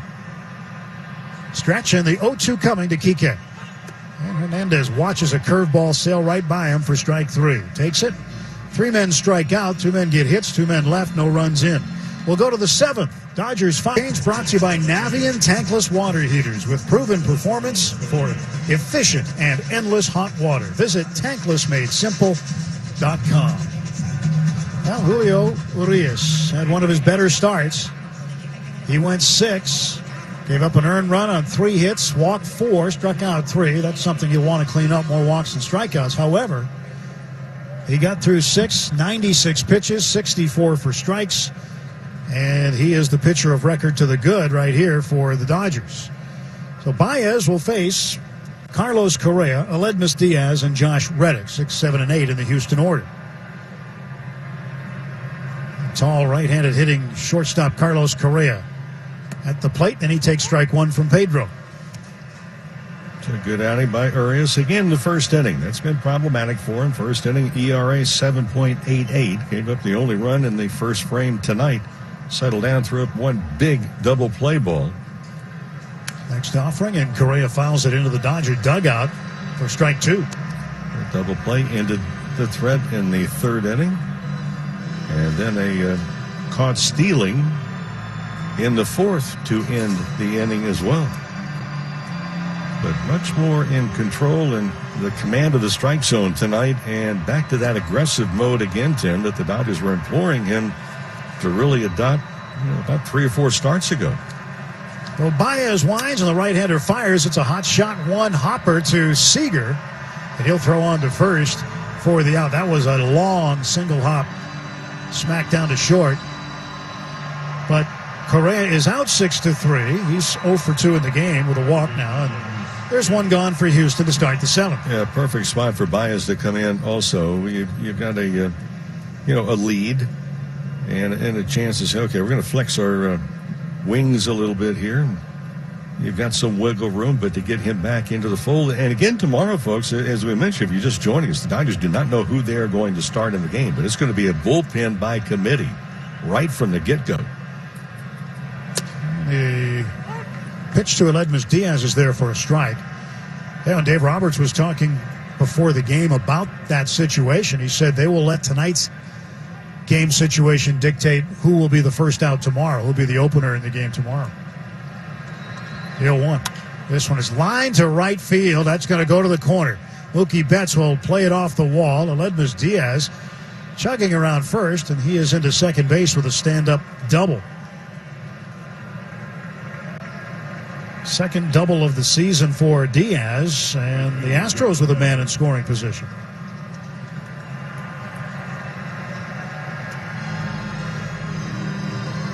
Josh Reddick with one out and a man at second up.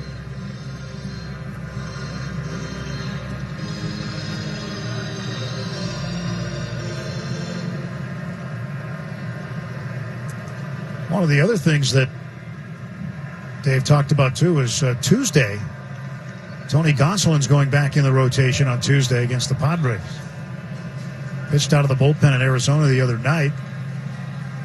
Probably more out of necessity, the fact that he went 5 innings than anything else. And Gonsolin had a bullpen session this afternoon.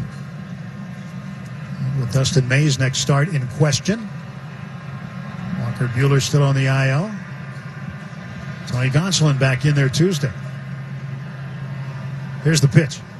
And the left-handed swinging Reddick pops it up foul. Long way to go for Muncy, but that ball will drift into the seats out of play.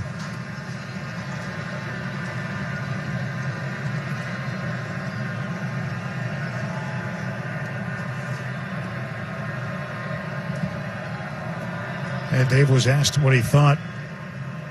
In fact, I'm pretty sure it was David Vassay that asked him the question, what he thought of the fans that gathered outside of Dodger Stadium today to welcome the Astros team buses when they came in. And Dave's answer was, I loved it. He said they have every right to feel that way, and it shows their passion as Dodger fans. 0-1 pitch to Josh Reddick. Swings, fouls it straight back to the screen. 0-2.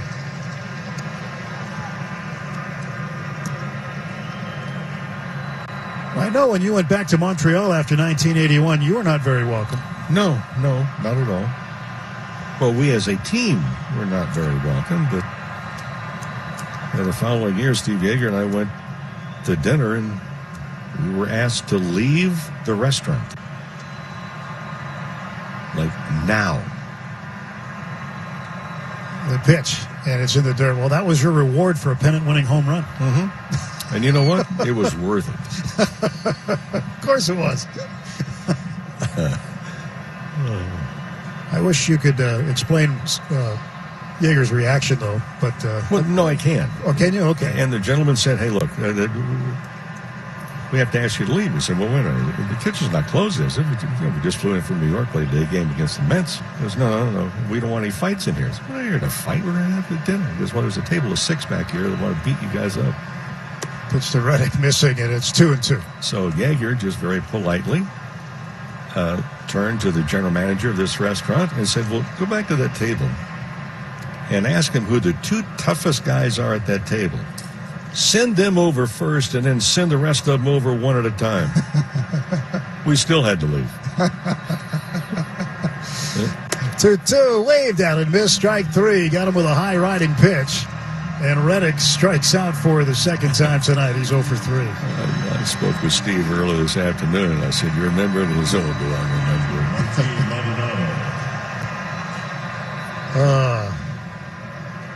it?" Memories.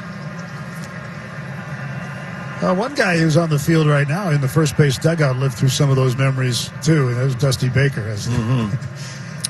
Johnny B. Dusty Baker. You know, none of us are surprised that he not only became a manager, but a good one. He's a good man, first of all. He reads people very well. That's one of the things that I always noticed about him.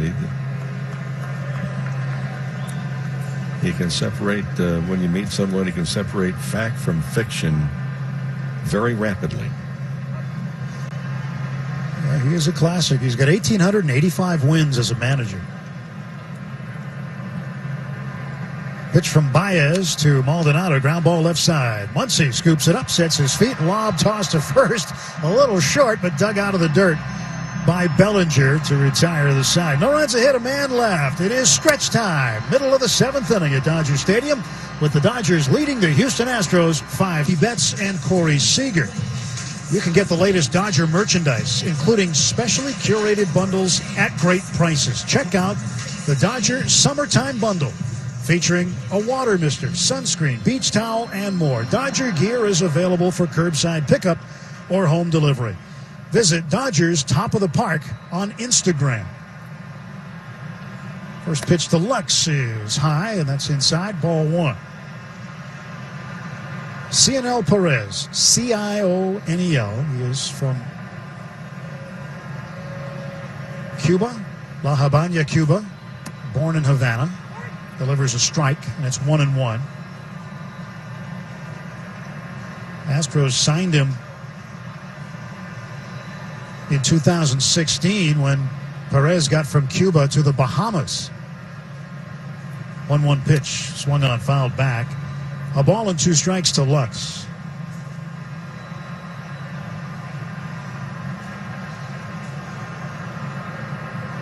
So he has been in the United States playing baseball for 3+ years now.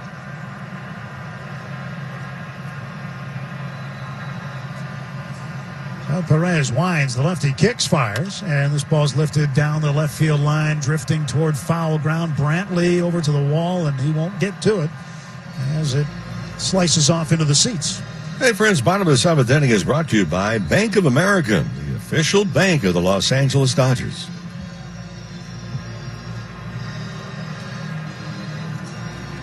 We were talking a little bit about Dusty Baker last half inning. And again, had so many good years as a player with the Dodgers. Lux chases one down and away and strikes out. One gone in the bottom of the 7th. I know last year, I mean, it was the last day of the season maybe, or one of the times we were in San Francisco last year, he came in, paid the booth a visit, and it's great to see old teammates when they get together and eyes light up when they see each other. That was fun. Well, you could tell I don't like him at all. I could tell, yeah. Deep mutual feeling as well. Yeah. Was it the first hug or the last hug? I couldn't tell which one you didn't like. And everything in between. Yeah, Mookie Betts grounds one toward the middle. A backhanded sliding stop by Diaz. Throw on to first too late. That'll be a base hit for Betts. And Mookie Betts with his first hit of the night. He has now hit safely in 10 of his last 11. But when you think about Dusty Baker and taking over this Houston job with the job that is in front of him, and the situation this ball club is in, and put themselves in, frankly. But could you think of somebody better as a veteran manager? No, because he was the first guy that I happened to think of. And I heard his name being bandied about, that he was maybe going to be interviewed. And they didn't call me to ask me, but I thought he was the perfect guy to come in and defuse a situation. Corey Seager with 1 out and 1 on. Throw to first, and Betts back standing. Now, the Astros are going to live with this for a long time. Whether they like it or not, it's going to happen. The players got immunity, okay. But it left a lot of people with bad taste in their mouth. Here's the pitch. inside to Seager. 1 ball, no strikes. And not just those people that are in uniform. No. Those baseball fans. Well, it's been commented on and reported on, and yes, it is. It was a stain on the game of baseball. And it came on the heels of the Commissioner of Baseball having sent every organization specific instructions that electronic equipment was not going to be used and not tolerated. Pitch to Seager, swung on, fouled off to the left. And it's 1-1. But the situation as it is, there might have been other good managers for that job. Maybe somebody that we don't think of. But Dusty really was. I think they had to have somebody that had credentials, that had been there before, not to a part where you're trying to kind of ease things through. Seager takes a strike, 1-2. But understand is, look, there's going to be a burden upon the players, a burden upon the organization. And how do you get someone to communicate that has really earned the stripes and the respect to come in a cold situation, at least for Dusty Baker, and take over the team on the field? The 1-2 to Seager coming from Perez, and he watches it low. 2 balls, 2 strikes. We talk about credentials. Consider this. The Astros are playoff bound this year with the expanded postseason. It looks like they're definitely going to go. And when they do, this will be the 5th franchise he has managed into the postseason. The 5th. That's a lot of winning with a lot of ball clubs. Here comes the 2-2, and that's a breaking ball down. Full count, 3-2, 1 out. We'll keep an eye on Mookie Betts. Again, the left-handed pitcher, Cionel Perez. Mookie might have to get a late jump if he's going to start here. Dodgers up 5-1, bottom of the 7th inning. 1 on, 1 out. So Perez, third base side of the rubber. Mookie creeping off of first base. Here's the pitch, and it is strike 3 called. Not often do you see Corey Seager get into a 3-2 count, but he's one of the better hitters with 2 strikes in baseball. In fact, he is 3rd in baseball in 2-strike average at 300. 21 for 70 up until that strikeout. Seager goes down looking, 2 men out, and out of the first base dugout comes Dusty Baker. Dr. Scald. So that's going to be it for Cionel Perez. As Dusty takes the baseball from him, pats him on the back. We'll take a pitch and change timeout. 2 outs, bottom of the 7th. Right.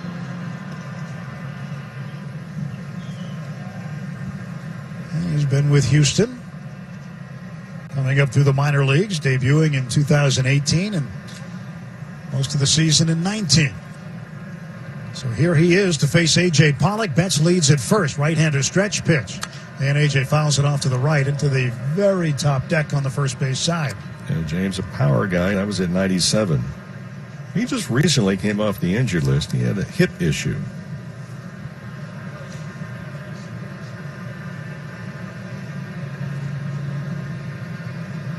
He ended up pitching a little bit of college ball in the U.S. in Oklahoma, Western Oklahoma State,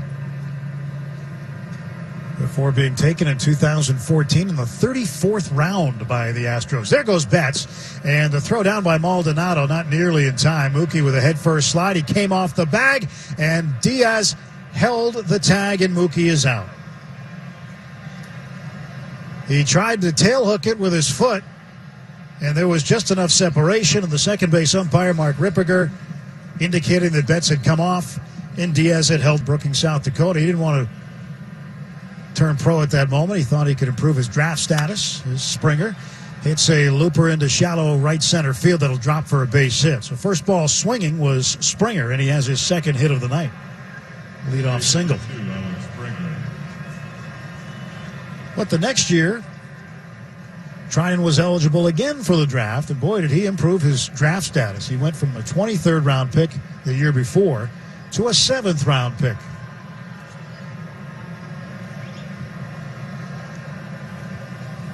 Out of the great state of Kansas. Tryon, a good ground ball pitcher. That's where that power sinker comes in handy. Bregman's hit into a double play once tonight. He's 0 for 2 with a walk. And Springer leading at first base, held on by Bellinger. The pitch, fastball, nicks the inside corner for a strike. Bregman turned around and looked at home plate umpire Adrian Johnson. It was a strike all the way. Yeah, I don't know what the problem would have been. 0-1 pitch, that's low. 1 ball, 1 strike. Trying to get his first save Wednesday night. The extra innings game in Arizona. It was his first save in a while, more than a year. June 17th of 2019 against Baltimore was his last save before Wednesday night. Pitch inside to Bregman, 2-1.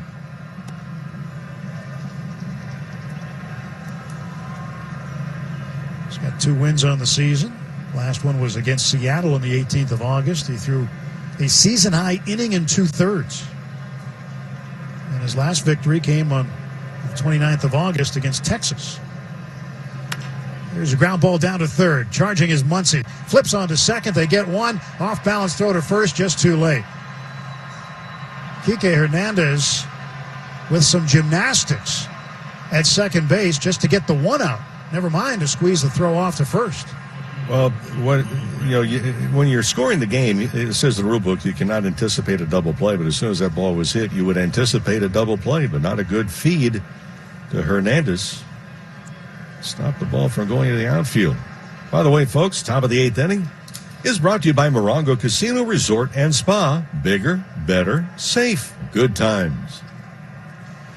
Here's Michael Brantley, 0 for 3. He's flied out deep twice. In the 4th inning, he flied out to the track and left.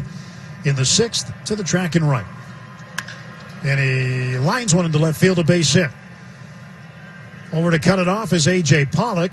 Rounding second and heading for third is Bregman.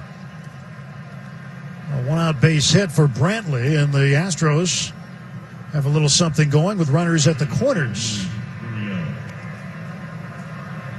And Brantley has been the Astros' best hitter this year. Yeah, second time tonight. He's the last 2 at-bats. He's gone after the first pitch.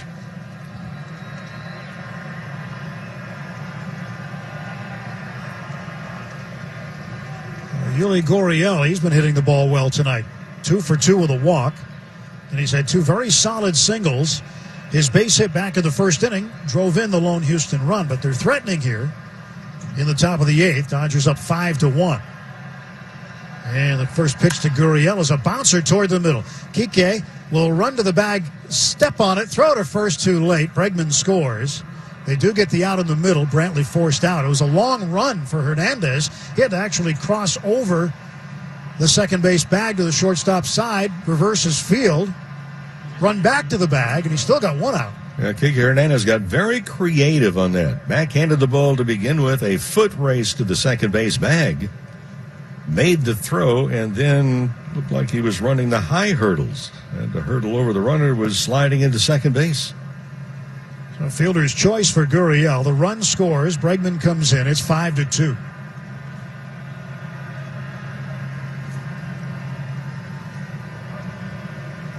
And with 2 men out, the designated hitter, Kyle Tucker. Tim, it gives you an idea. Swing and a miss by Tucker. It gives you an idea on what happens in a game, and things happen so fast. But if you don't execute and get a double play on a ball that you should normally get a double play on. No ball, 1 strike pitch, and Tucker fouls it in and out of the glove of Will Smith, 0-2. It just has the chance to extend the inning, or at least extend the opportunity to score runs a little bit more for the opposing team. And this is a Dodger ball club that we've talked about over the last week to 10 days. They have not really been executing to precise manners. 1 ball, 2 strikes. Last offering to Tucker missing. Tonight has been much better in comparative terms to the 3-game series in Arizona, where the Dodgers defensively, they look like a different team. Shift to the right, and the pitch to the left-handed hitting Tucker is waved at and missed. Strike 3. And the side is retired. 1 run comes in on 2 hits. There was a man left. And after 7.5, it's the Dodgers 5, Astros. The right-hander, he came on to face Pollock. So he hasn't faced a batter yet.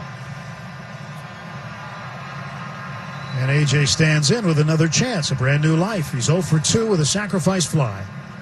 Pitch from James. And it's a breaking ball outside. Check swing. And appeal to first base. Ted Barrett said that A.J. did not swing. 1 ball, no strikes. Yeah, not too many times see a pitcher come in, has not retired a batter, and yet he's worked a third of an inning already. Yeah. Not often you see that. And a check swing. Strike, and it's 1-1. All in all, what are your thoughts after seeing a pretty good sample of the 3-batter minimum rule this year? Quite frankly, I like it. I thought it was being drawn out way too much from trying to be pinpoint, picture perfect, and make 5 pitching changes in any 1 inning. I think in particular, we're going to see how it plays out, I think even more so in postseason this year. The 1-1 taken for a strike. 97-mile-an-hour fastball. 1-2 to A.J. Yeah, I think during the postseason, Tim, we're going to see the managers, well, not squirm in making decisions, but the decisions are going to be, well, the consequences are going to be higher. 1-2, and Pollock lifts it in the air to right field, circling behind it, Reddick. He's there to make the catch. 1 gone. Because when you have to face the 3 batters or get the final out of an inning to end that inning, if it doesn't carry over to the next inning. But if you're going to bring him in fresh and there's nobody out yet, who are the batters that you're going to be facing? Here's the other possibility, too. When I look at some of the teams this year, the pinch hitting averages are way down. The Dodgers, for example, pinch hitters are 2 for 22 with a home run. That was A.J. Pollock. The Astros pinch hitters hitting at 188. They had not knocked in a run yet. The first pitch to Max Muncy bounces near his toes. 1 ball, no strikes. Now, granted, they're using the designated hitter in both leagues in this abbreviated season. But still, all in all, pinch hitters for the Astros, 188. No home runs, no RBIs. Dodgers, 2 for 22. 1 home run, 2 runs batted in. Here's the 1-0, and Muncy grounds it sharply right along the first base line. Gurriel fields it, runs down the line, steps on the bag, and Muncy is out. 2 away for the Dodgers in the 8th inning. But overall, I kind of like it, especially, again, in postseason play. In postseason, the focus of attention, the magnifying glass, obviously, is going to be much greater. Kenley Jansen's been warming. He will have the 9th inning for the Dodgers. Take over for Trinan. Do you like it? You know what? I like it more than I thought I would. I know when we had these conversations in spring training, there were still so many unknowns because, to be honest, the day that the spring training games were canceled, the pitch is low and outside to Smith, 1-0. That was the day that major league teams were going to be required to start using the 3-batter minimum. So we really never saw it in spring training, had nothing to base it on. That date was March 12th. 1-0 pitch. A high strike call. 1 ball, 1 strike. And I actually don't mind it. I've been watching it closely. I talked to Dave Roberts a couple of weeks ago about it, and he said that I was actually talking to him about the designated hitter. Smith hits a fly ball to shallow right. Long run in, and Reddick will make the catch. That'll retire the side. I'll finish that thought. We come back in the 9th. But 8 innings in the books at Dodger Stadium. We'll head to the 9th. It's the Dodgers 5, Astros 2. The exclusive home of the Dodgers. So it's Lakers tonight. 119-96 winners over the Houston Rockets to take the series 4-1 and advance to the Western Conference Finals for the first time in a decade. And tomorrow, they could find out whether or not they'll take on the Clippers. Clippers lead the Denver Nuggets 3-2 in that other playoff semifinal. So congratulations to the Lakers, moving on to the finals. First pitch from Kenley Jansen. Correa waves and misses at it. Strike one. Kenley had a long and arduous outing in Arizona a few nights back. That would have been on Tuesday night. He had over 30 pitches in an inning. This is his first outing since, and Correa lines one into left center field. That's going to get down and be fielded on a couple of hops by A.J. Pollock. Pollock quickly gets it into Seager and holds Correa to a leadoff single. So man aboard, nobody out, and Aledmys Diaz walking to the plate. We're talking about the three-batter minimum, and I said I'd finish the thought. I was asking Dave Roberts a couple of weeks ago about how he's liked to manage with the designated hitter, and he goes, it hasn't been that big a deal in terms of not paying attention to where the pitcher's spot is in the batting order, double switches and the like. He said, but he's taken that energy and refocused it on focusing on the three-batter minimum and how to manage that. A swing and a miss by Diaz, 0-1. Kenley threw an 88-mile-an-hour cutter. I think part of that, though, too, Tim, is the fact that it has not really been that big of a concern because the Dodgers have used the bullpen so frequently. You're changing a lot of pitchers anyway and don't have to pinch it for them. Diaz pops this one up right side near the on-deck circle of Houston, but up into the seats, and it's 0-2. If you were going without the DH, you have the pitcher spot that is there. And if you're using a lot of guys out of your bullpen, at some point in time, you're going to use some guys off the bench. And you've got more pitchers in that bullpen than you do guys on the bench that are not playing. No balls, 2 strikes. Kenley stretching the pitch. And a hard ground ball hit past third, foul. You talk to guys over the years who've been National League players who played over in the American League, and they'll tell you, I know I've had guys tell me this, that they preferred the National League because they were going to get more at-bats in a week. Mm-hmm. Well, not everyone has the same taste. Some people like steak, some people like chicken, some people like steak, and they like it cooked differently. But myself, I prefer without the designated hitter because the DH removes a lot of the strategy that has to be employed by both teams. Including, are you going to force the opposing ball club, a pitcher that's throwing a very good game, but it's a close game and maybe they're behind, do you let the pitcher bat, or you take him out and go to the bench, and then you have to get to the bullpen? 0-2. Diaz yanks it foul down the third base side again. And there are some teams that going into that series or that game, come on, guys, we want to get into the bullpen and feast.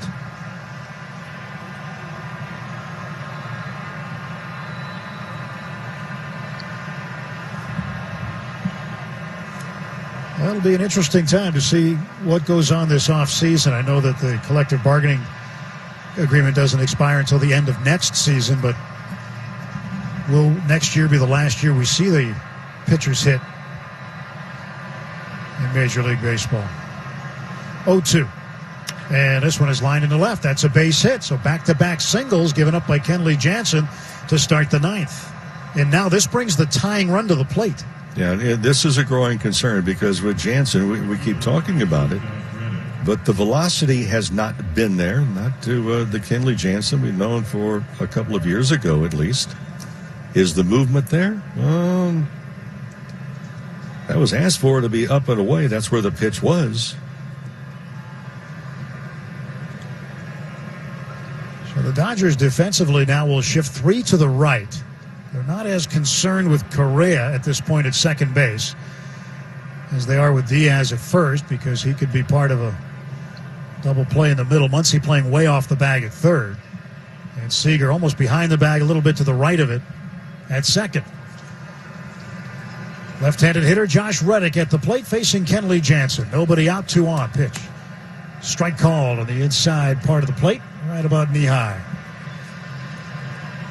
And it's 0-1.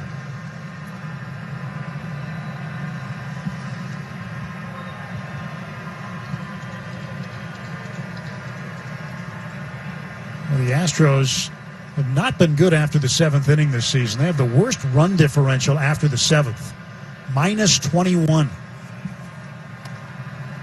Where the Dodgers have been one of the best teams after the seventh inning, and certainly the best team in terms of overall run differential.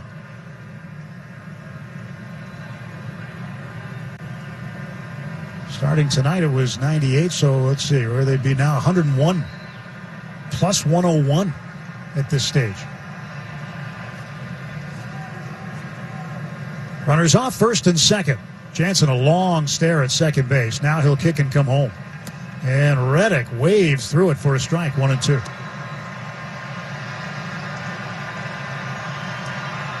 That was the cutter that was down and in and had a lot of good movement to it. Even though the target set up by Will Smith was high. You know, that cutter, Tim, we've not seen consistent movement on it. And at times, Kenley Jansen has gone the four-seamer and tried to work the ball up. Kenley again stretching, looking over his glove at second. He'll come home. And Reddick lines it into left center field. That's going to split the outfielders and go to the wall. This will get one in. This will get another in.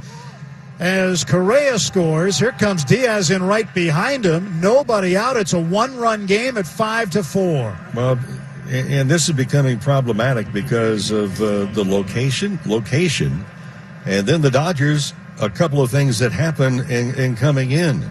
There was no cutoff man to home plate. Kenley Jansen was not backing up the plate. So there's a lot of different moving parts of the Dodgers that they have not really been able to glue together and hold on for any period of time. If we look now to the last week and a half or so. And the Astros now have two right-handers warming up. One is Ryan Presley. Another one just got up. And right now, nothing doing in the Dodger pen. As the tying run is in scoring position and there's nobody out in the top of the ninth inning. Yeah, every ball that is hit, you have an assignment and you're supposed to be somewhere. Well, Bellinger was not for the cutoff, and Jansen, if the throw gets away from Will Smith, Jansen was nowhere close to backing up that throw. The infield looks like they're going to play halfway here with a man at second. Hernandez now backing up a little bit. Bellinger even with the bag off the line at first for the right-handed hitting Martin Maldonado, who is 0 for 2 tonight with a walk. So Kenley Jansen out of the bullpen and into the fire. The pitch. And Maldonado takes low ball one. 91-mile-an-hour cutter. That's the typical velocity we see out of Kenley Jansen's cutter. He has mixed in the slider some this year. A little bit more often. Yeah, we've seen him come into ball games also where the first pitch has been at 89 and gradually move up 93, 94. 1-0 pitch. And Maldonado lines one into left field for a base hit. Pollock on two hops comes up with it. They will hold the runner at third base. Four straight singles, or rather 4 straight hits, including the double to Reddick. So 4 straight hits off of Jansen. Mark Pryor's going to come out. And the Dodgers are now stirring in the pen. A lefty gets up.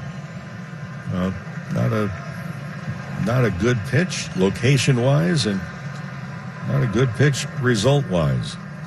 Adam Kolarek has started to loosen quickly for the Dodgers as Mark Pryor buys him some time, and Kenley Jansen does not look long for this game. No, and this is the second game in a row, as you made mention to, alluded to the other night over in Phoenix.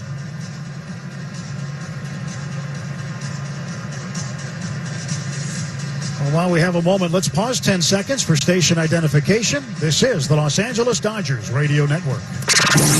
AM 570 KLAC, 98.7 KYSR, HD2. Los Angeles. Available anywhere using the iHeartRadio app. George Springer, top of the order, coming to the plate. He's got 2 hits. Looks like a pinch runner at first base now for Maldonado.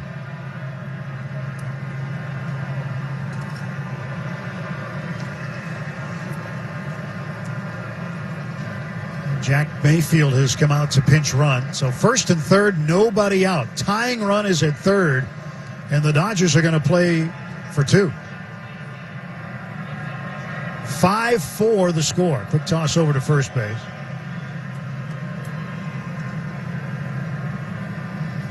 Top of the ninth inning. 5 runs on 8 hits for the Dodgers. Now with this 4 hits in a row, that has upped the hit total for the Astros to 10, who have been granted new life in the ninth. Pitch on the way. And Springer waves and misses at a cutter. 0-1 to Springer. Springer doubled and scored in the first. Line to left in the third. Popped up to second in the sixth. Singled and was forced at second in the eighth. And now batting in the ninth. Again, the Dodger infield hoping for a double play. It looks like they're playing to concede the run. Throw to first and the runner back. Trying to get the double play. Ball's hit back to Jansen. Will he even look the runner at third back? He'd like to have the 2 outs. The Dodgers will have to go their last at bat. Here's the 0-1. And Springer waving a miss. Another strong cutter by Jansen as he bears down on Springer. And it's 0-2. Well, Jansen now looks like he's a little irritated.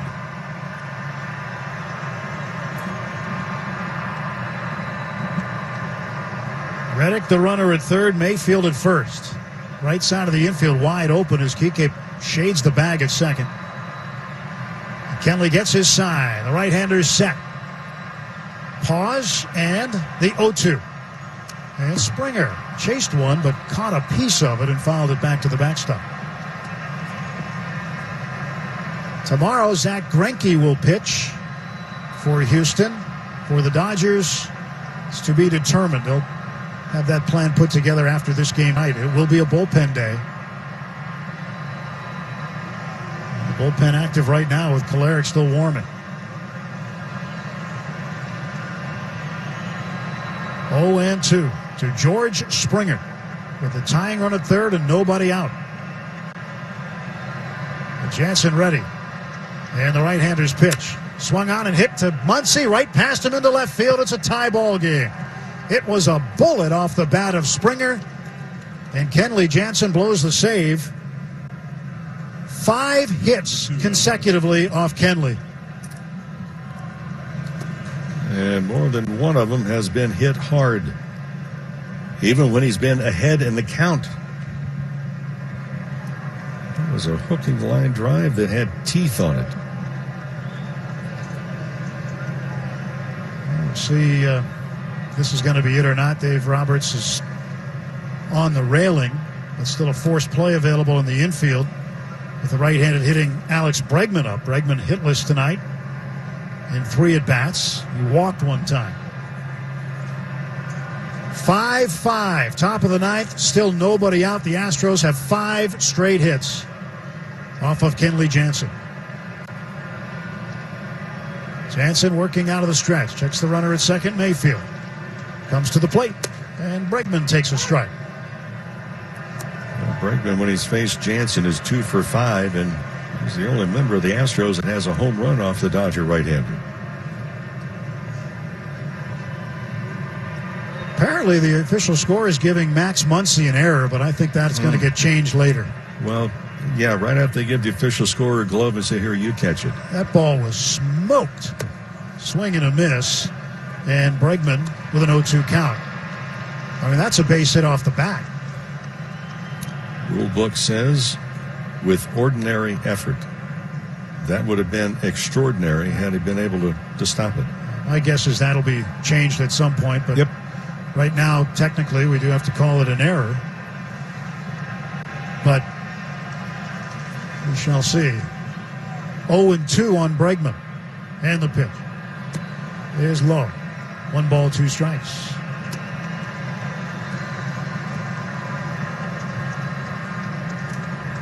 Well, that'd be a tough error to swallow for Max Muncy.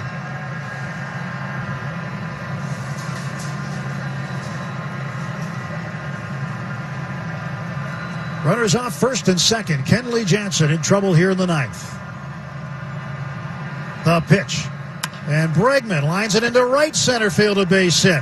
And the Astros are going to take the lead. Mayfield rounds third. He scores. And for the first time since the first inning, the Astros have a lead. It is 6-5 Houston. And that's going to do it. Quickly out of the dugout, Dave Roberts to get Kenley Jansen, who over his last 2 outings has become a mystery. And Jansen not backing up any base on that hit either.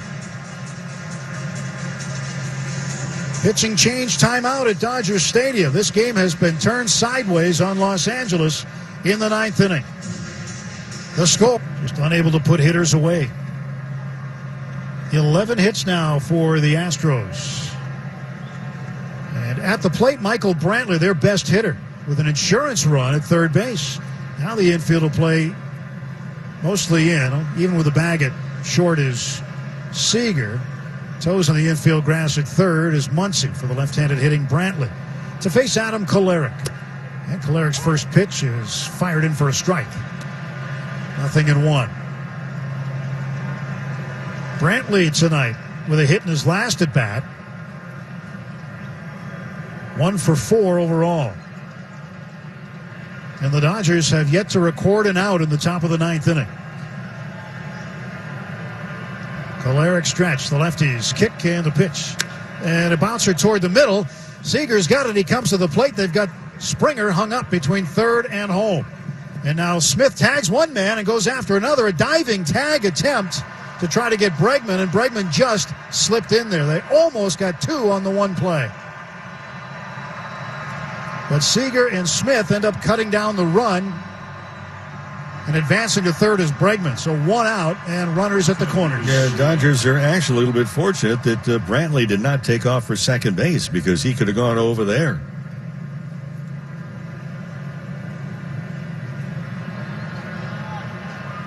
So Brantley aboard on the fielder's choice. And you're right. I mean, they can't throw to all the bases at once. So when the guy's in a rundown, don't you want to advance? Yep.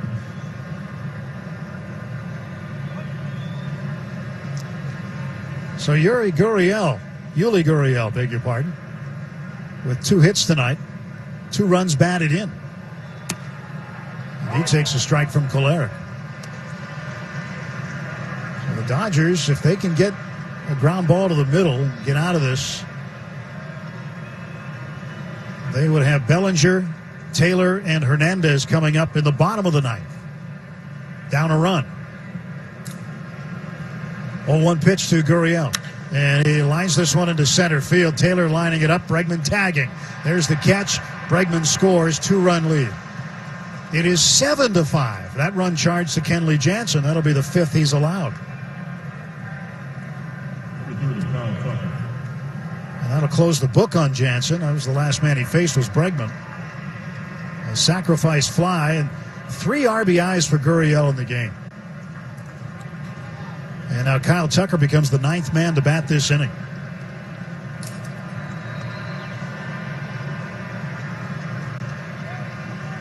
So the job getting much tougher for the Dodgers. They had a lead going into the 9th of 3 runs at home and unable to hold it. Well, a strike is called to Tucker. Left-handed DH is 0 for 4 tonight. He has punched out twice. Hitting .253. Tucker with 8 home runs on the year. He's driven in 37. Had a good year driving in runs. Brantley leads at first. The left-hander Kolarek delivers. And that's inside. And low. And a ball to Tucker. 1 ball, 1 strike. Same time tomorrow night for these 2 teams. Rick and I will be back for that one as well. Still a long way to go. Ryan Presley getting loose alone in the Astros bullpen. So he would come out in a save situation more than likely. There's a swing and a foul back, and it's 1-2. Muncy will shift over to the other side of second base. Seager will man the left side of the infield by himself with 2 strikes. 2 outs, Brantley the runner at first. Man, this has been some inning for Houston.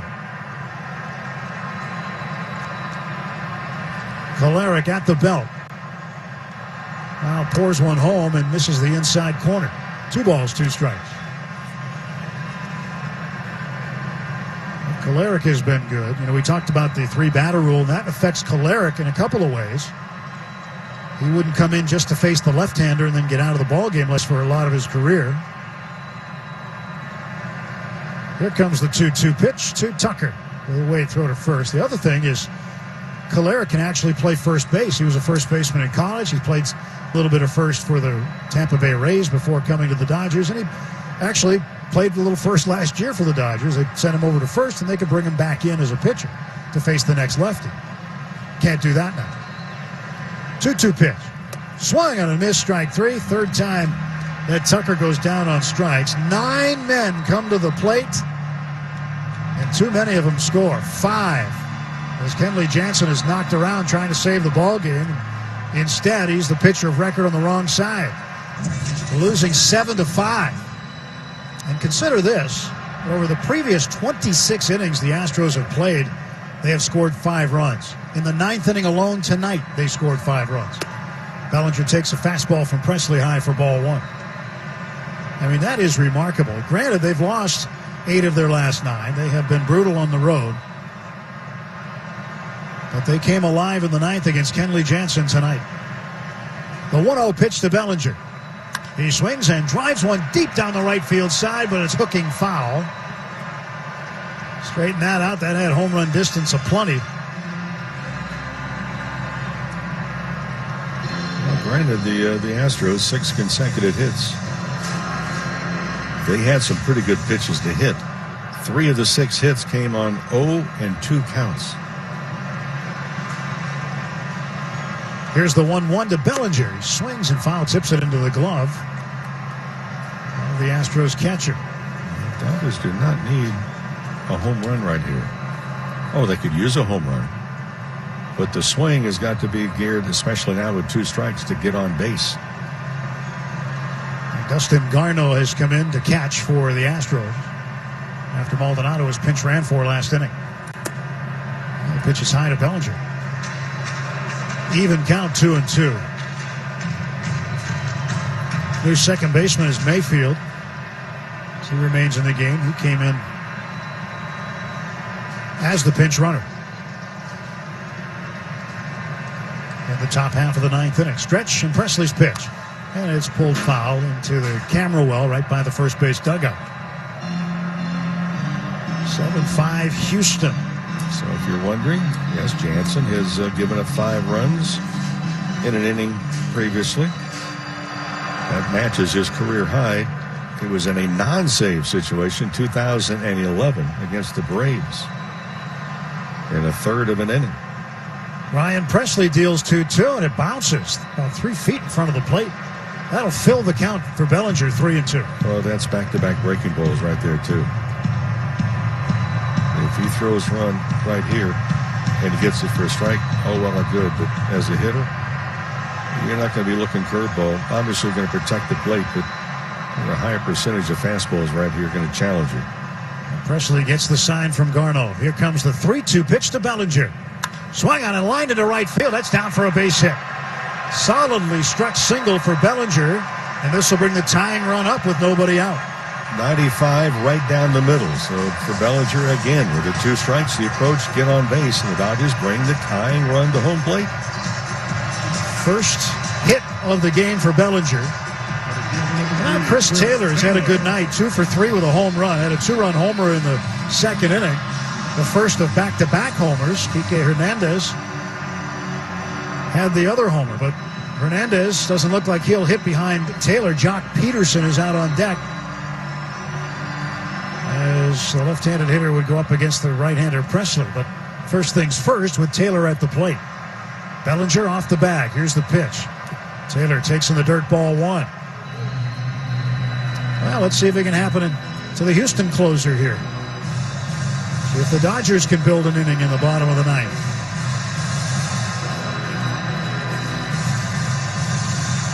Dodgers' magic number is 12.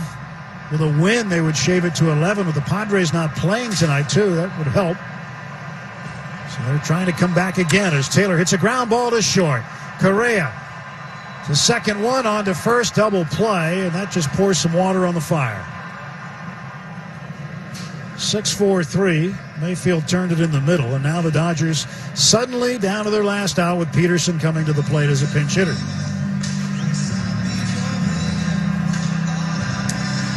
And the Dodgers haven't had a lot of losses this year, Rick, but assuming that they don't come back, this might be the worst one. Well, because it happened so fast. I mean, they actually played a better game through the first 8 innings. And all of a sudden, the Astros, they had some pitches to hit, but they still had to hit them. And they did. Well, Jock activated off the paternity list and back in action as he stares down the barrel of Ryan Presley. First pitch is in for a strike. Dodgers down to their final strike. As if you were trying to watch this game go sideways, you probably got whiplash. It happened so fast. And painfully fast. Astros in a pull shift to the right. The 0-1 pitch. And Peterson hits it in the gap in left center field, very deep. That ball going back. It's going to bounce off the base of the warning track and short hop the wall. And Jock Peterson keeps the Dodgers alive. The pulse got a little stronger with a 2-out double. And again, the tying run will come to the plate. Well, how big was that double play ball now? It was huge for the Astros. It's a breaking ball that just stayed out over the plate. And a good job by Jock Peterson to go with the pitch and not try and pull it. Gavin Lux will be the batter. He is the designated hitter tonight. And Lux had come up big on the road trip on Tuesday night with 2 home runs in the game, including one that put it away in the 10th. And right here, trying to get on base at least to get Mookie Betts up, who's on deck. Presley stretch, looks at Peterson at second base. Left-handed hitting Lux waits, and he takes a strike on an 88-mile-an-hour slider from Presley. Gavin is 0 for 3 tonight. He has struck out in each of his last 2 at-bats. Back in the second inning, first time up, he flied to left. And 3 infielders to the right side for Lux. Here's the 0-1. And he looks at it for strike 2. Another slider. It stood him up. And now the Dodgers down to their final strike. So Lux with an 0-2 count on it. And Gavin looking out at Presley. Presley now looking at Peterson. Peterson will take third base. Nobody covering third. Presley steps off the back of the rubber. And it'll be a defensive indifference there for Jock. And why not take third in that situation? Disrupted the pitcher's rhythm. A man on third, 2 outs, 2 strikes. The 0-2 pitch.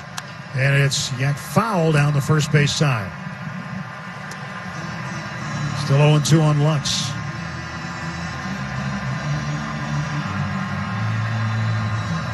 So Gavin, his one job is to get on base here. And get Mookie Betts to the plate.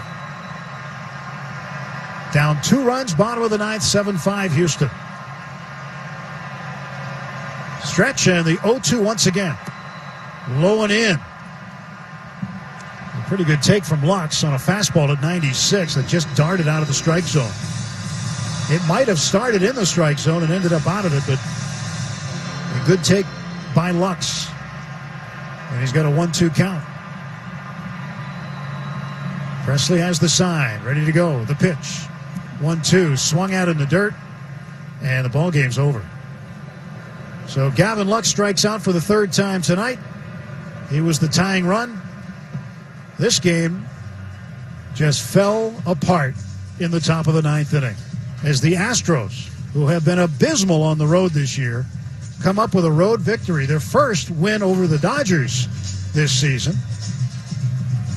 And a 7-5 final score. For the Astros, 7 runs, 11 hits, no errors, 7 men left on base for Houston. For the Dodgers, 5 runs, 10 hits, 1 error, 4 men left on base.